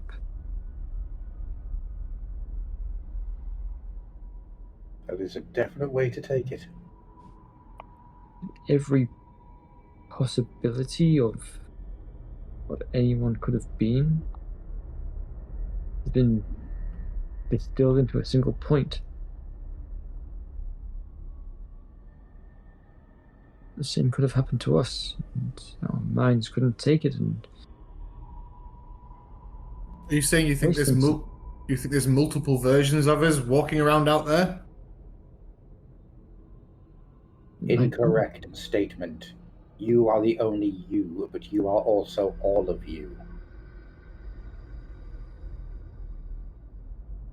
Right. Okay. I've had about as much of this as I can take. So, do you know if there's other versions of us? You are the only versions, but you are also every version. All of us became every version. So, you're saying that we absorbed ourselves? We all absorbed the others. But we absorbed as the ship absorbed the ship, the flesh absorbed the flesh, the circuit absorbed the circuit, the eyeball absorbed the eyeball. We absorbed and became. What's your name? Expeditionists. I exposit.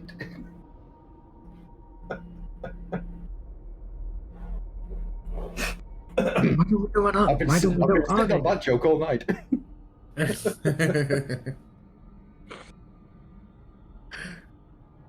is frustrating. Tell me, Cutter Clatter Man. Are you still talking to the ship systems? Yes. Have we a complement of shuttlecraft on board? Yes. And you could provide me with the location of these shuttlecraft, yes? I can provide you with 7 locations, depending on where it is at that given point. The closest one would be most helpful. He pulls up a map. So you get a holo map of the ship. And then you realize that the ship is massive. It's not the size of the ship that it was. It is extended. It is bulked. It is horrendously misshapen. It is no longer a long Imperial vessel. It goes at angles. The navigation deck is actually floating below the ship on a small pipeline. One of the engines points in 3 different directions. Another engine is just center smack bang in the middle of the ship itself, firing uselessly into the air. It has no form you recognize. Parts of it curl in on itself, but he gives you the map and draws you the shortest way to 7 different locations. He says, I do not know which configuration the ship will be in when you reach any of these points. But according to my data, these are the 7 points where shuttles would be kept. Well, I take this map. I show it to you as I take it. I go, well, we have depending on what you want to do, we could try an escape route. I fold it up and I put it in my jumpsuit. Okay. Is there any other questions you want to ask Expeditionus? Have you had any contact with any other crewmen? Are any other crewmen at the moment alive? Can you tell us where they are if they are alive? Some are alive, some are dead, some are dismissed, some are 17, some are all around us now. Just yes, I've seen the room. I've seen the room, yes. You misunderstand. I do not mean the carcasses that have been flayed by those that fell to darker gods. I do not mean the fact that there are xenos of unspeakable horrors lurking around. I am talking about the ones in this room as we speak now, detached from our reality, screaming that they cannot find their way back in. Did you hear that? He said there's some sort of geist in the room with us.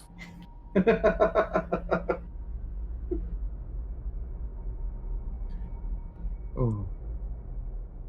But then, how do we know that this is the true reality and that we are not caught in some mirror facet ourselves? We do not. We only wait and hope for the best. I think that's a good indication that we should find that shuttle as quickly as possible. Okay, then. I pull the map back out again and I... Does the map look different? The map looks the same as how we drew it, or how we showed you it. Okay. So, these are the 7 closest shuttles, but we don't know if they're even going to be there if we go to them. I think we should try, in sequence, closest one first. Yes, quickly. Okay. So you're going to go back out of the door? Yeah. Right. What's that? So the map shows that if you go down the upper left-hand corridor and round the corner, that will take you to a shuttle bay quite quickly, or a possible shuttle bay. Okay, as we leave, I turn to the Majos, say, goodbye, weirdo! Omnisire go with you, or Omnisire kill you. Omnisire, Omnisire. Yes, and the Emperor protects you as well. Armageddon closer. Doing like the trading backwards and forwards old bit of Romanian that they do in Dracula Dead and loving it, as he says that I'm going back over my shoulder back at him going, yes, and may the light of the golden throne bathe you in 1,000 years of good wishes and intentions. As the door shuts, you see where he sat, a skeleton with one of those daggers right through his skull instead of a mechanical man. Then the door shuts.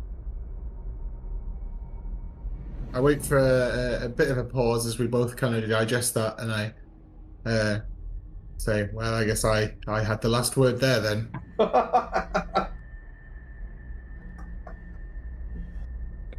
So you go into the closest shuttle bay, yeah? Yes. Right. Takes about 15 minutes to get to. It is really quite close. You turn the corner. It feels like every time you turn a corner, you are moving in the wrong direction. So you know when you're walking down like a hotel corridor, and you turn a corner, and you kind of lose your sense of direction a little bit because the corner doesn't seem to make sense. It feels like that. It feels like the direction you just turned isn't the direction you just turned. There is a certain sense of direction being lost as you're moving. You come to a great big door that just says the word hangar.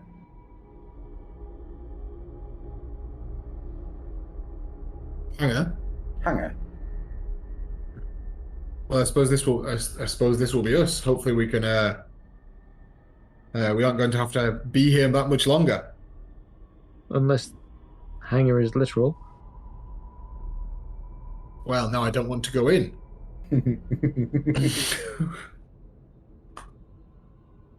Push the button to open the door. You are greeted. As you press the button to open the door, I turn to you and just say, "I really wish we'd asked that mechanical fellow again if he knows where that little fellow is." Yeah. It felt like I wrote an entire fucking story for him. Yeah. But anyhow, you open the door. You are greeted by the sight of over 100 bodies hanging from the ceiling. Their Use this rule. cut, blood still fresh pouring down. You see each of them is exactly the same person. About 5'2", a crew cut, blonde hair, brown eyes, dressed in a variety of uniforms. It goes on throughout the entire room, just body after body, all hanging exactly the same way, all with the exact same cut to the throat, all having fresh blood pouring down them. That makes no sense. For the amount of time it would take to cut the first and get to the last, the first body would be out of blood, but yet it is still pouring. That, my friends, is an eldritch moment. Take your sanity check now. Come on, baby. Roll D10 in it. Yep. And say eldritch moments take away 5 points. Well, if you fail it, you have to then roll D6. Oh, I failed. Oh, roll D6. How many points do you lose from the eldritch horror that you've just seen? 5. Oh, damn it. Right, so what does that leave you with? That leaves me with 2. Okay. I'm left with 2 as well. Oh, no. Okay. Both of you roll a D20, please. 14. 14. 14. You both get 14. Yep. Oh no. Hang on. 14. A strong migraine overcomes you both. Oh, God, no. Disadvantage, a -2 on all checks. -2, so let me just make a note.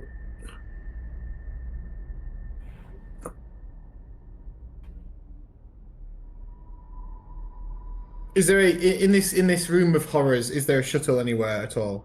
There is not. It's just a room filled with dead bodies. Is there any other exits? Having undergone the shock of the room and suffered accordingly, is there any other exits? And do they correspond that will get us on any sort of track towards the other hangars that have been marked on According to the map, this room should lead straight to space. Straight to space. Yes, because there is nothing else. It should be a hangar, a shuttle hangar. Oh yeah. However, at the edge of the room there are 2 doors. Okay, well I show you the map and explain that this is obviously meant to be a shuttle base, so we should just be able to leave and get out to space here, and point out that there is the 2 doors at the end there. What do you think? Well, those 2 doors aren't on the map. They are not. Do we backtrack and go to one of the other hangars, or do we try these doors? Yeah, the second hangar option. I agree. We're going to backtrack. Okay. So you move out of that room and you keep on walking to to the next one. The room, it feels that you're on a slight incline, that you're going up, but the floor itself doesn't seem to be anything but straight and steady. You feel like you keep going up, the backs of your legs are starting to hurt. You know, that feeling that you get when you're just constantly going up a hill. You're getting tired and breathless, but you're just going in a straight line. There's no real turns, there's no real off points. It's just a straight line that keeps going and going and going. The metal starts to corrode around you as you keep on moving. It starts to become more and more yellow. You eventually reach a point where a door is in front of you, and then there are two short corridors of only about 6 feet with a door at each end. Still have the cross, don't we? Yes. Yes. Good. That could help us here. So there is a way in front, a way to the left, a way to the right, and a way back. Consult the map. The map shows that the door in front of you is indeed the door into a hangar, but it doesn't have a hangar name and it doesn't have a hangar symbol on it. And the door looks smaller than a hangar. The two to the one to the left and the one to the right, that's not on the map. Center door. The door on the map, I just know. I don't think it can hurt any more than anything else to give the door a try. Open it up, take a peek. It looks like a room, just an average everyday room. First one of these you've found so far. It is exactly what you'd think. There's a couple of desks. There is a computer monitoring. What the hell do you call them, James? Not called computers. Our? Cogitator. Cogitator. Ah, yeah, cogitator. There's lots of big cogitator banks up against the wall. It looks alright. It's quite nice. That's suspicious. It's a really, really nice sight to see a room that makes you think, oh, thank God it's one of these. After you. I step into the room. Okay. The cogitators all seem to be running. I step Power in. is fine. There is another door at the end of the room and one little door that looks like it could be for a cupboard or something like that. Probably got a mop in it. Who knows?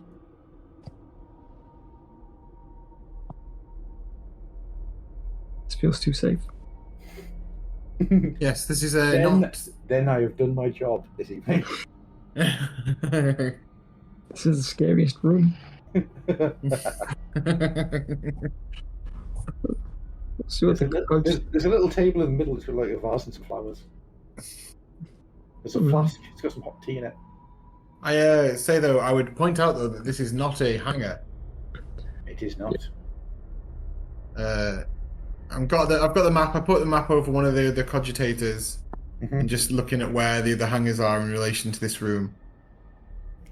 It says that you should be in a hangar, but then the cogitator says you are just in front. You're in the one of the rooms next to the navigation deck. Can we see which door would lead to the navigation deck? It's the big one because the other one looks like it's for a cupboard. So, turn back to you and I say, well, should we go into the navigation deck and see if there's anything there we can maybe send a message out? I don't want to be chasing hangars all over the ship. I don't think we're going to find the hangars. I don't think it wants us to find the hangars. Get it? It would be good to try to get a solid sense of where we are. Navigation seems a good bet. Okay. If that's where the door leads. We will have to put C. Go over and try to get the navigation deck door open. You open the door and a mop falls out on you. A couple of brooms. This is not the navigation deck. I go to the broom closet and open that. That opens up onto the navigation deck. This yellow king has a annoying sense of humor. Squeeze through a small door to get through. You walk into the navigation deck and you're surprised to see there are people all sitting at their stations. The captain of the ship is in the captain's chair. He spins to look at you and says, "Get in and close the damn door." Do so and do close the door. Yep. There's a smell in the air. You can't quite get it. You don't really understand what it is. It's not unpleasant. There's a hint of lavender, but it's there, and it's unsettling. It brings back memories of something, but you can't quite put your finger on it, unless anybody wants to flashback. I'm gonna take the smell in my stride, and I say to this man who invited us in, "What? Are you aware of the state of the rest of your ship? Have you seen the Gore Cathedral that you have on here?" Oh yes, it's beautiful, isn't it? Gun in hand, pointing at him. Got two hands pointed at the lad's pistol at him. I don't think it's beautiful. Well, that's because this time round you haven't seen, have you? Last time you didn't see. The time before you did. Now, you've brought me another one. Thank you so much. I turn to you and I say, I haven't brought you anywhere. I don't know this person. You never know him. You never know him. But you bring him anyway. Oh, yes. I point the gun to you, companion. What the hell have you got me into? I don't know myself. I don't know this person. I don't know this person. Oh, Captain, what's his name? His name is Viliad Vracus. He is a traitor. Oh, at least one of him is. Some of them have become full commissars. Some have been washed out.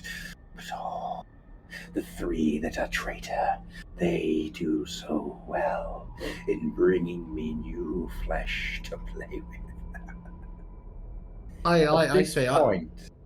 At this point, you realize the crew is unique.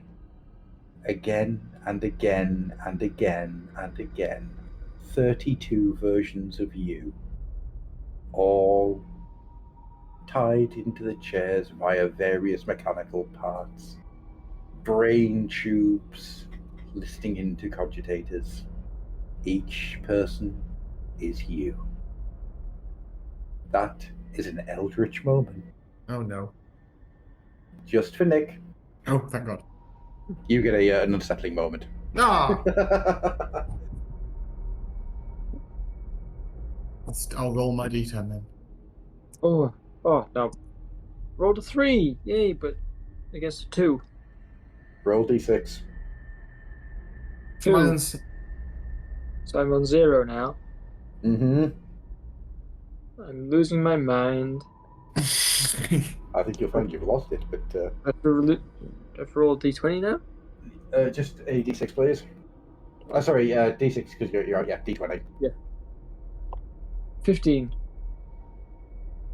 Need to go to crisis. Oh, okay, that's actually pretty good. You have lost fear. Ooh. So you are now fearless. Nothing can cause you fear.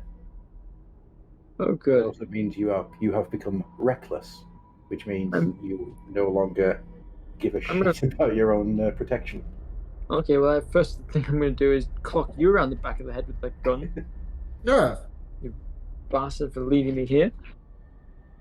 Step to the captain with gun pointing at him. What's my name? Oh, you've had so many in the times you've been brought to me. This time round, I do believe your name is Gran. Gran? Mason Gran.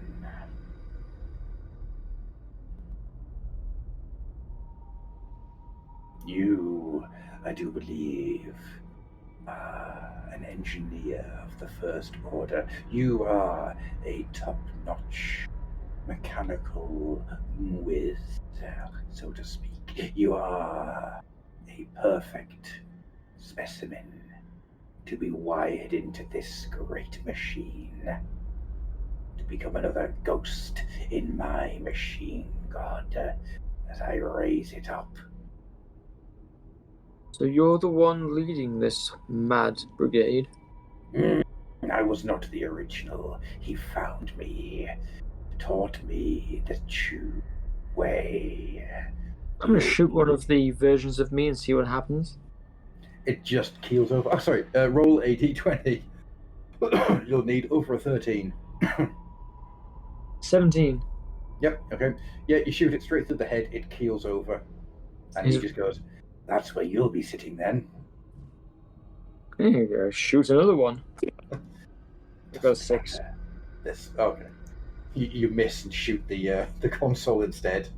The version of you that was sitting there turns to you and looks with a really sad yet blank-eyed stare. Oh.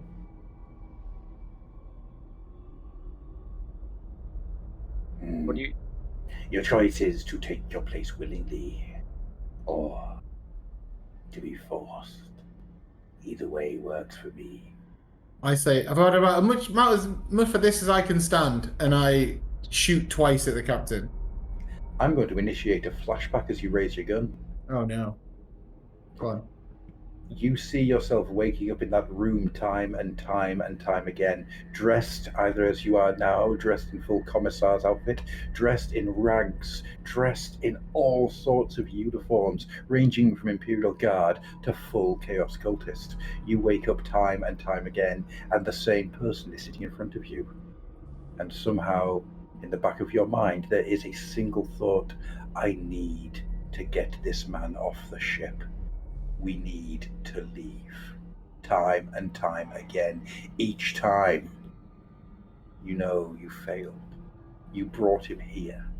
You didn't mean to, you didn't want to, but you did.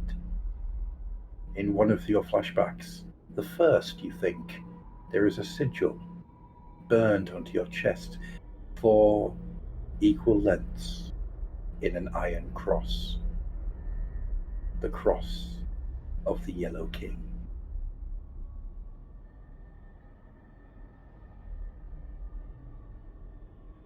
Anything you want to throw into that?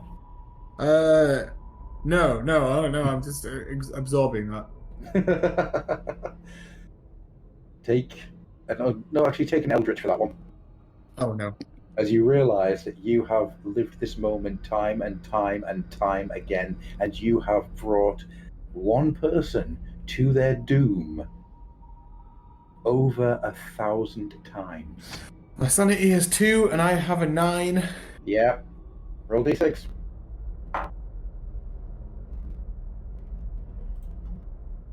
2.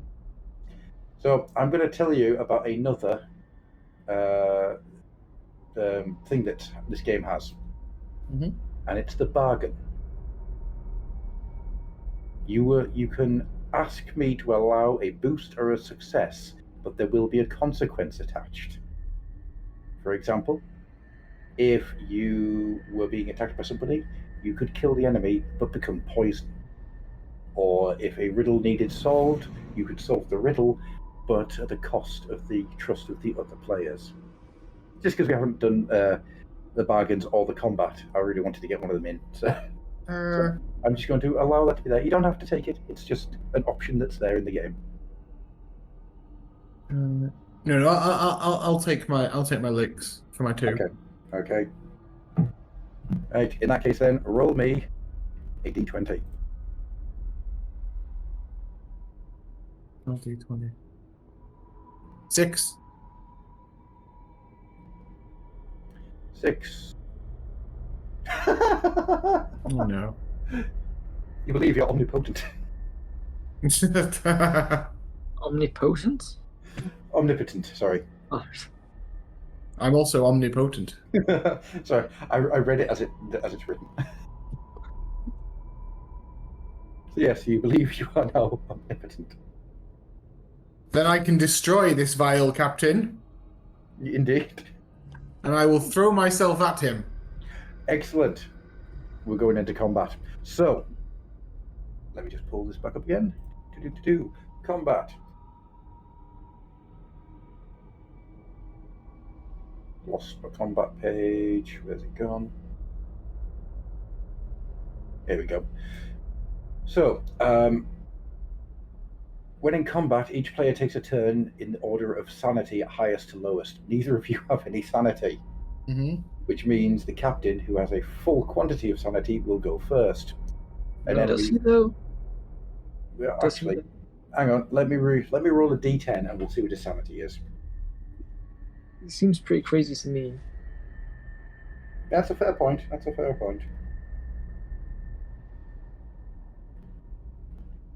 Okay, he's got a sanity of 1, so he's still got higher than you two, but yeah, it's not very high. Just lost my page. Bad, isn't it? I wrote this thing and I don't remember it. Was a while ago. Yeah, 20 plus years ago. There we go. Right. So, on the player enemy's turn, that character must announce who they are attacking and with what weapon. To attack, they must roll under their strength roll, and if successful, use the rules for the weapon in combat.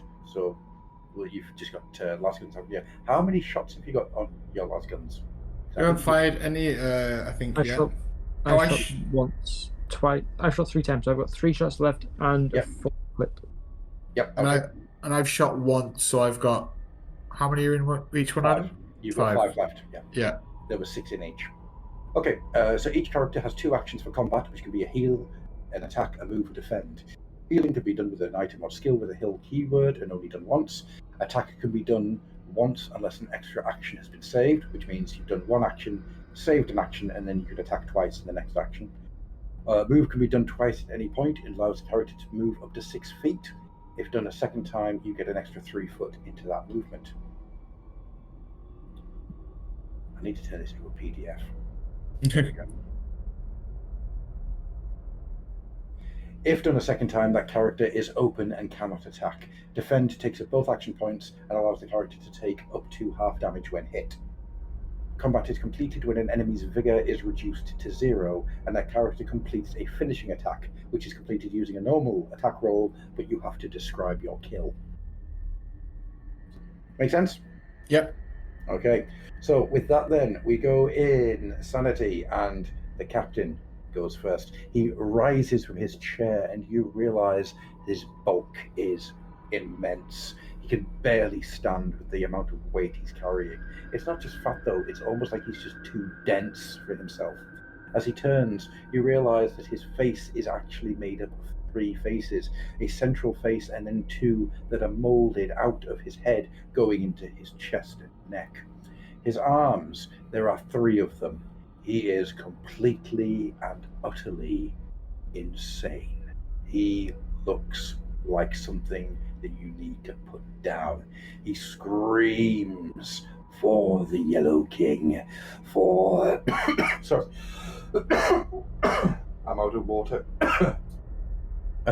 For the Yellow King, for the ship that was never born, yet shall be born once more. This is my machine god. This is my Yellow King. And he charges. He hits the commissar first. Oh. He rolls with, he doesn't have any weapons, it's just with his hands, and he rolls a 6.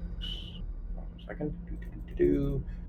Which is under his strength roll. Yep. So he hits, he then uses his fist and does 2 points of damage to you, knocking you back 3 foot. Heck. 1, 2. There we go. So, roll a d6 each, and we'll see who goes first this time. Highest number is the person who goes first. I got 2. Okay. 6. Right, Nick, you go first. I'm going to take a shot into his back. Okay. So, first of all, you must roll under your strength roll because we're in combat. Okay. Strength 17, I rolled a 3. Excellent. So that fires, and then you roll a d20, and you want to be getting under your movement. Sorry, so under your movement for that. 5. My movement's 4. Right. Okay. So you hit him, but it doesn't do a huge amount of damage. He takes a point of damage. Okay. Mhm. It's almost like it just scalds across the back of his neck. You can see it blister and peel, but it hasn't done any real damage. He turns to look at you with a mad gleam in his eyes. You got another move, another thing. You can either move, or you can try to heal, or no, you can't defend. So it's either move, or you can save your action for next time and attack twice, or whatever you want to do. I'll save my action for next time because I've got Okay. full health at the moment. Okie dokes. James, your turn. You're lying on the floor. Okay, and is he above me? He is, but he's not looking at you. Well, I would like to get up. Mm-hmm. That's an action. Have I got any other actions left to me? Yep, you've got one action left, so you can either attack, or you could move, or you can try and heal. Fire that las gun. Okay. At that point, so roll into your strength. So under my strength.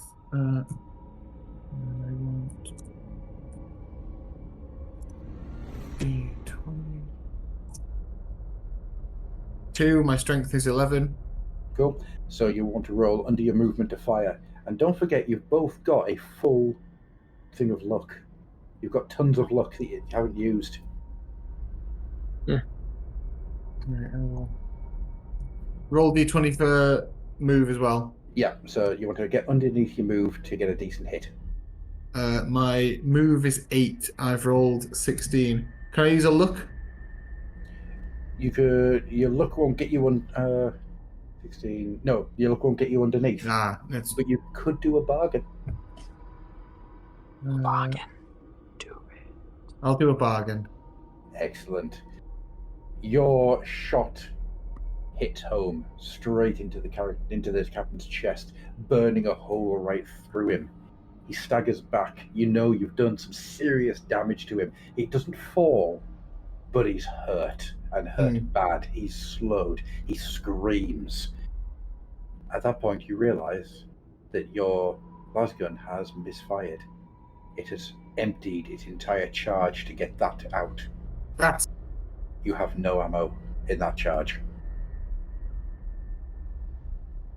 That's no problem. Okay, that's cool. No, that's fine. Okay. Yeah. Do you accept the bargain? I do accept the bargain. Excellent. Right. So we're back to the captain. He is in agony. He's burning. You can see there's like weird organs inside him. Like you can see more lungs than there should be. So just inside there seems to be more intestine than there should be. He just looks wrong on the inside, and the insides never look really right anyway, but it looks wrong. He takes a step back and screams. He screams so loud it hurts the ears, and as he does so, another arm comes pouring out of the hole in his chest. This one is muscular. There's tattoos on it. One's an anchor, one says "Wum." It's very weird. But as he does so, it drags him forward. He keeps on screaming. Another head starts to bubble up out of his shoulder, another taking up the scream. His legs seem to buckle and shift and break. And as he steps forward, the new, gooey, viscous arm reaches for you and grabs you by the throat. But it's too sticky, and it can't get hold of you.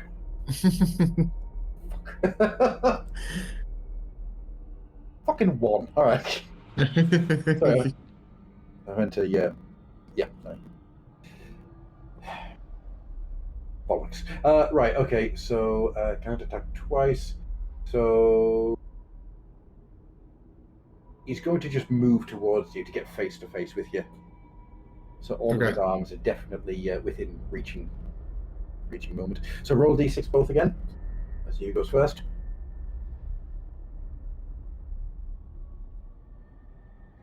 4. 3. Okay, you're first again, Nick. Okay, it's gonna have to be another shot. Mm-hmm. So I roll a d20 and I've got to get it under my movement. Under your strength first, under your movement Uh, for a successful uh, wounding. Okay, I rolled a 17 on a 17. Yep, that works. Okay, and then got to get under 4 for a hit. So I take it no one's ran a fumble or a critical yet. No. No, 16 and 1. Okay. So what was your movement roll there? Sorry. 10. So is that underneath your movement? No, your movement was a 4, wasn't it? Yeah. Yeah. Once again, it just I can try to use a. I can try to use a luck, but I need to roll a 5. Your luck, you can just pour straight in. All right. So if you could throw all of your luck into that, and that would get you into the under your movement. No, it wouldn't. It would take me to a 5. Oh, right. 5, Okay. 5 luck off 10 is still 5. Yeah. You could bargain. No point. Now I'm going to take a bargain. Okie dokies. What do you want your weapon to hit and do damage, or do you want to? What would you like the bargain to be? What's your side of the bargain? I think this captain dead. I'm trying to take off that new head. Okay, right. Okay, so the shot fires out, and it just goes right through the spine of the new head, just decapitating it completely. He takes damage, takes a couple of points of damage, but as you do so, you get thrown back. Something throws you back. You're not sure what. It feels like a physical push to the chest, and you get knocked back onto the floor. Your gun clatters. You can see where it is, but it's out of your hand. Okay. That's fine. Do I have anything left? You've got one action left where you can move, stand back up, or try to get back to your gun, or you could try and heal if you have anything to heal with, whichever you do. I'm going to pull out the dagger. Okay. Interesting. That's it. Yeah, that's your action. Okay. Prepare myself for that. You saved an action from last time, so you could move towards the guy. You pulled the dagger out. You could move towards the captain. Yeah, I'll get close to him with the nasty blade. Mm-hmm. Okay. James, your turn.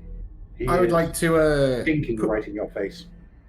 I would like to put the other power pack in my las pistol. Mm-hmm. Okay, that's an action. And then open fire. Okay, go for it. So you roll away.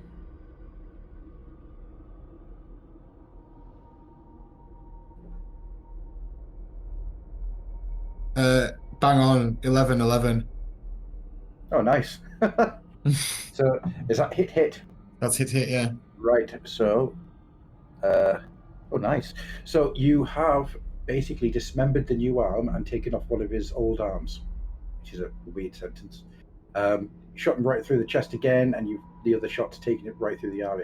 You managed to get 2 shots off with the new clip. Not sure how you did it, but you did. He's down. He is on his knees. He's not dead, but he's definitely on his knees. He's trying to grow something back. He's trying to get himself moving again, turn himself into something that can do damage.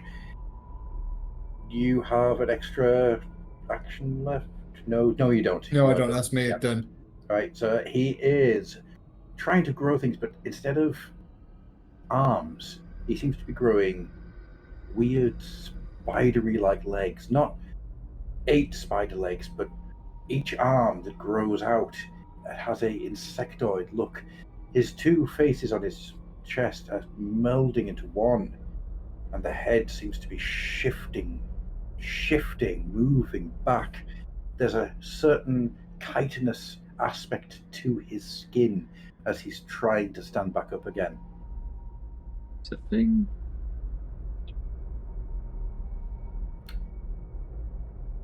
He can do nothing else because he is currently, game terms, he's mutating, so he can't do anything else. Right.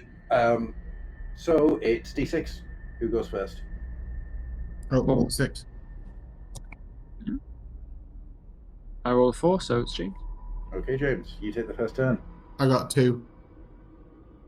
I'll say best. No, I got 2. No, I got a 2. I thought you said you got a 6. Sorry. Thanks. No, sorry, I got a 2. All right, then. It's Nick again first. Okay, I'm going to slash him with this dagger. Right.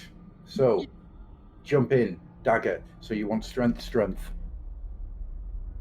Because it's a melee weapon. Okay, so And do. off. Okay, so 8, so I'm under, and 11, so I'm under on both. Okie dokies. The dagger rips through this shell-like skin that has started to grow around him. Not only does it rip through him, it just bisects him. You go in from small at the back, and the dagger just keeps on going until it comes out the top of his head. He peels in half. He's not dead, but he's not doing much. Inside, all of his organs are bubbling and changing. If you take time to look at it, you see that they are shifting and molding and melding. They are becoming inhuman. There is something there that isn't human at all. You think maybe, is it the Chaos Gods? Have they done something here? Or is it something else entirely? He tries to get back to his feet. He cannot. He falls. One of the heads moans. 3 eyes staring out of the left side of his head. And he says, "Thank you." You can do one more attack to finish him. I'm going to just go, as he's just peeling in half, I want to just separate those 2 halves. Okay, you're just going to go back down and finish it. Yeah. Right. Just punch the pulp. That is your kill described. You have killed the captain. Whew. With it, a shuddering begins. The versions of you all around the navigation deck start to crumble to dust. They just vanishing each and every time. And the ship is shaking. What do you do? Run. Yeah, run in the run, and as I'm running out of the room, quickly consult the map to see where the closest hangar would be. 3 corridors along, and you're running. There is the sound of torturous grinding metal. It feels like the ship is either trying to get back to its original shape, or it's trying desperately to pull itself apart, and you don't know which is worse. Corridors shift and turn and spin as you're running down them. They are just filled with spikes and horrors. You see skulls embedded inside the metal of the wall. People reaching out to you and screaming as they are dragged through different doors. But you never stop running. You see a hangar in front of you. You dive through it, and by God, there is a shuttle inside.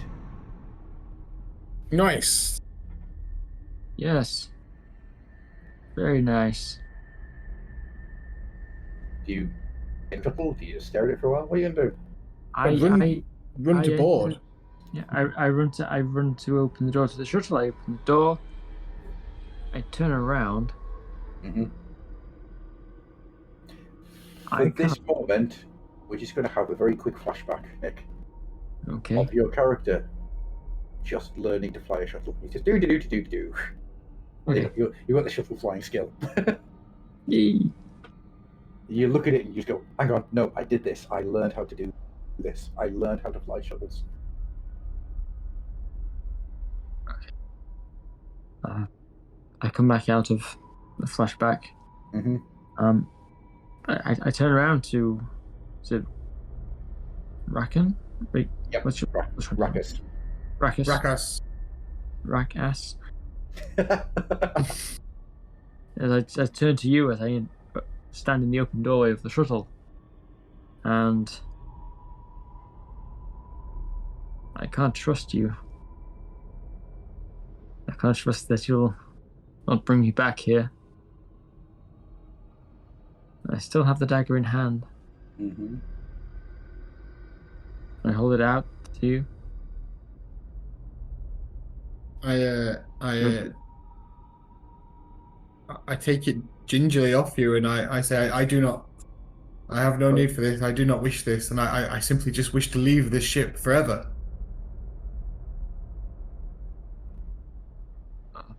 I'm not letting you take the dagger off me. Oh, all right. If you hold on to it, I let go of it. Are there any more shuttles? Or is this the only one? That's the only one.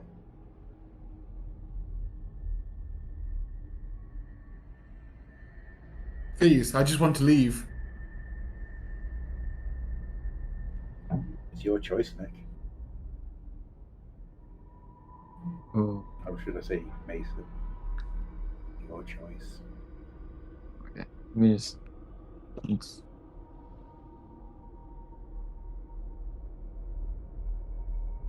also evens.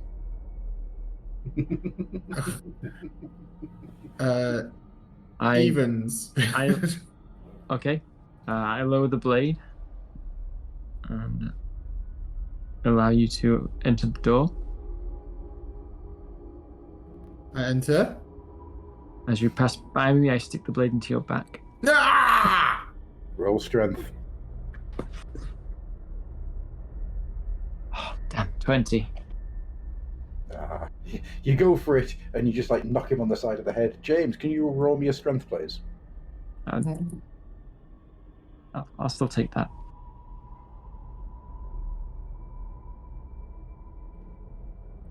A 1, and my strength is 11. Okay. You just get mildly inconvenienced, like, the hell? The hell was that? In that case, I swipe at him with the flat of my las pistol and point it at him and say, "Get it out of here now." Okay. I try to use some of my social skills to influence that. Okay, roll it. Roll it.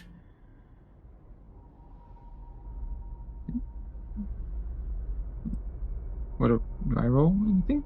No. It's James. Right, Adam. So Yep. my social skill level was 20. Yep. However, I rolled a 3, and my critical success is a 3.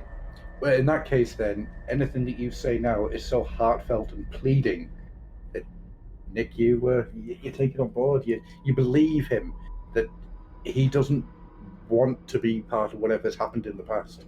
Whoever that version of him was, it's not the version of him that's sitting in the room with you now, in the shuttle with you now. I just want to leave. Fine, but give me your gun and you're sitting in the back. I take the power clip out of the gun and chuck him the gun. Yep. I'll take that. That's good. And I strap in. I take the pilot's seat, power up, and hopefully the hangar doors are open. Or however the ships work. You managed to get them open up through some remote controls description, and you fly off into space. You leave the ship behind. As you fly away, you see this bulbous, weird shape in the background. It's almost like the ship has moved into an Ouroboros of itself. And it's I was going to spin the ship around to look directly at it. It is a circle eating itself. The front of the ship and the back of the ship have merged into one, and they are slowly but surely crushing into each other as the circle that was the ship slowly contracts into a smaller and smaller circle. And if you sit long enough to wait, you see that it eventually collapses in on itself and becomes nothing. Both of you roll me a d10.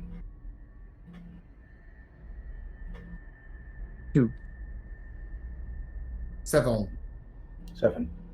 Nick, as you watch this, you get a flashback, but not of yours. You get memories of a very alien race, something so unrecognizable that you can't find any idea of what they could be. There is an insectoid quality to them, but there is as much an avian quality. They have 6 eyes, they have chitinous skin, but the chitin is almost feathered with sharp bits of shell. They move around on multitudes of limbs, all arachnid, but yet still slightly ape-like and humanoid. You see death come to them, their planet just engulfs in fire and flame. But they do not fully die, they become ghost-like, screaming wraiths trying desperately to get back in. It takes them millennia, but they find a way. They change reality around them through sheer weight of will. Ships get called to them here in the Ghoul Stars, and they never return, as these wraiths of a species long dead before humanity took breath cannot, yet still try, to find a way back. And as quickly as that flashback comes, it goes, leaving you with a taste in your mouth that you can't quite pinpoint, and a nagging feeling that you are not alone. And the flashback and this story come to an end. Good night.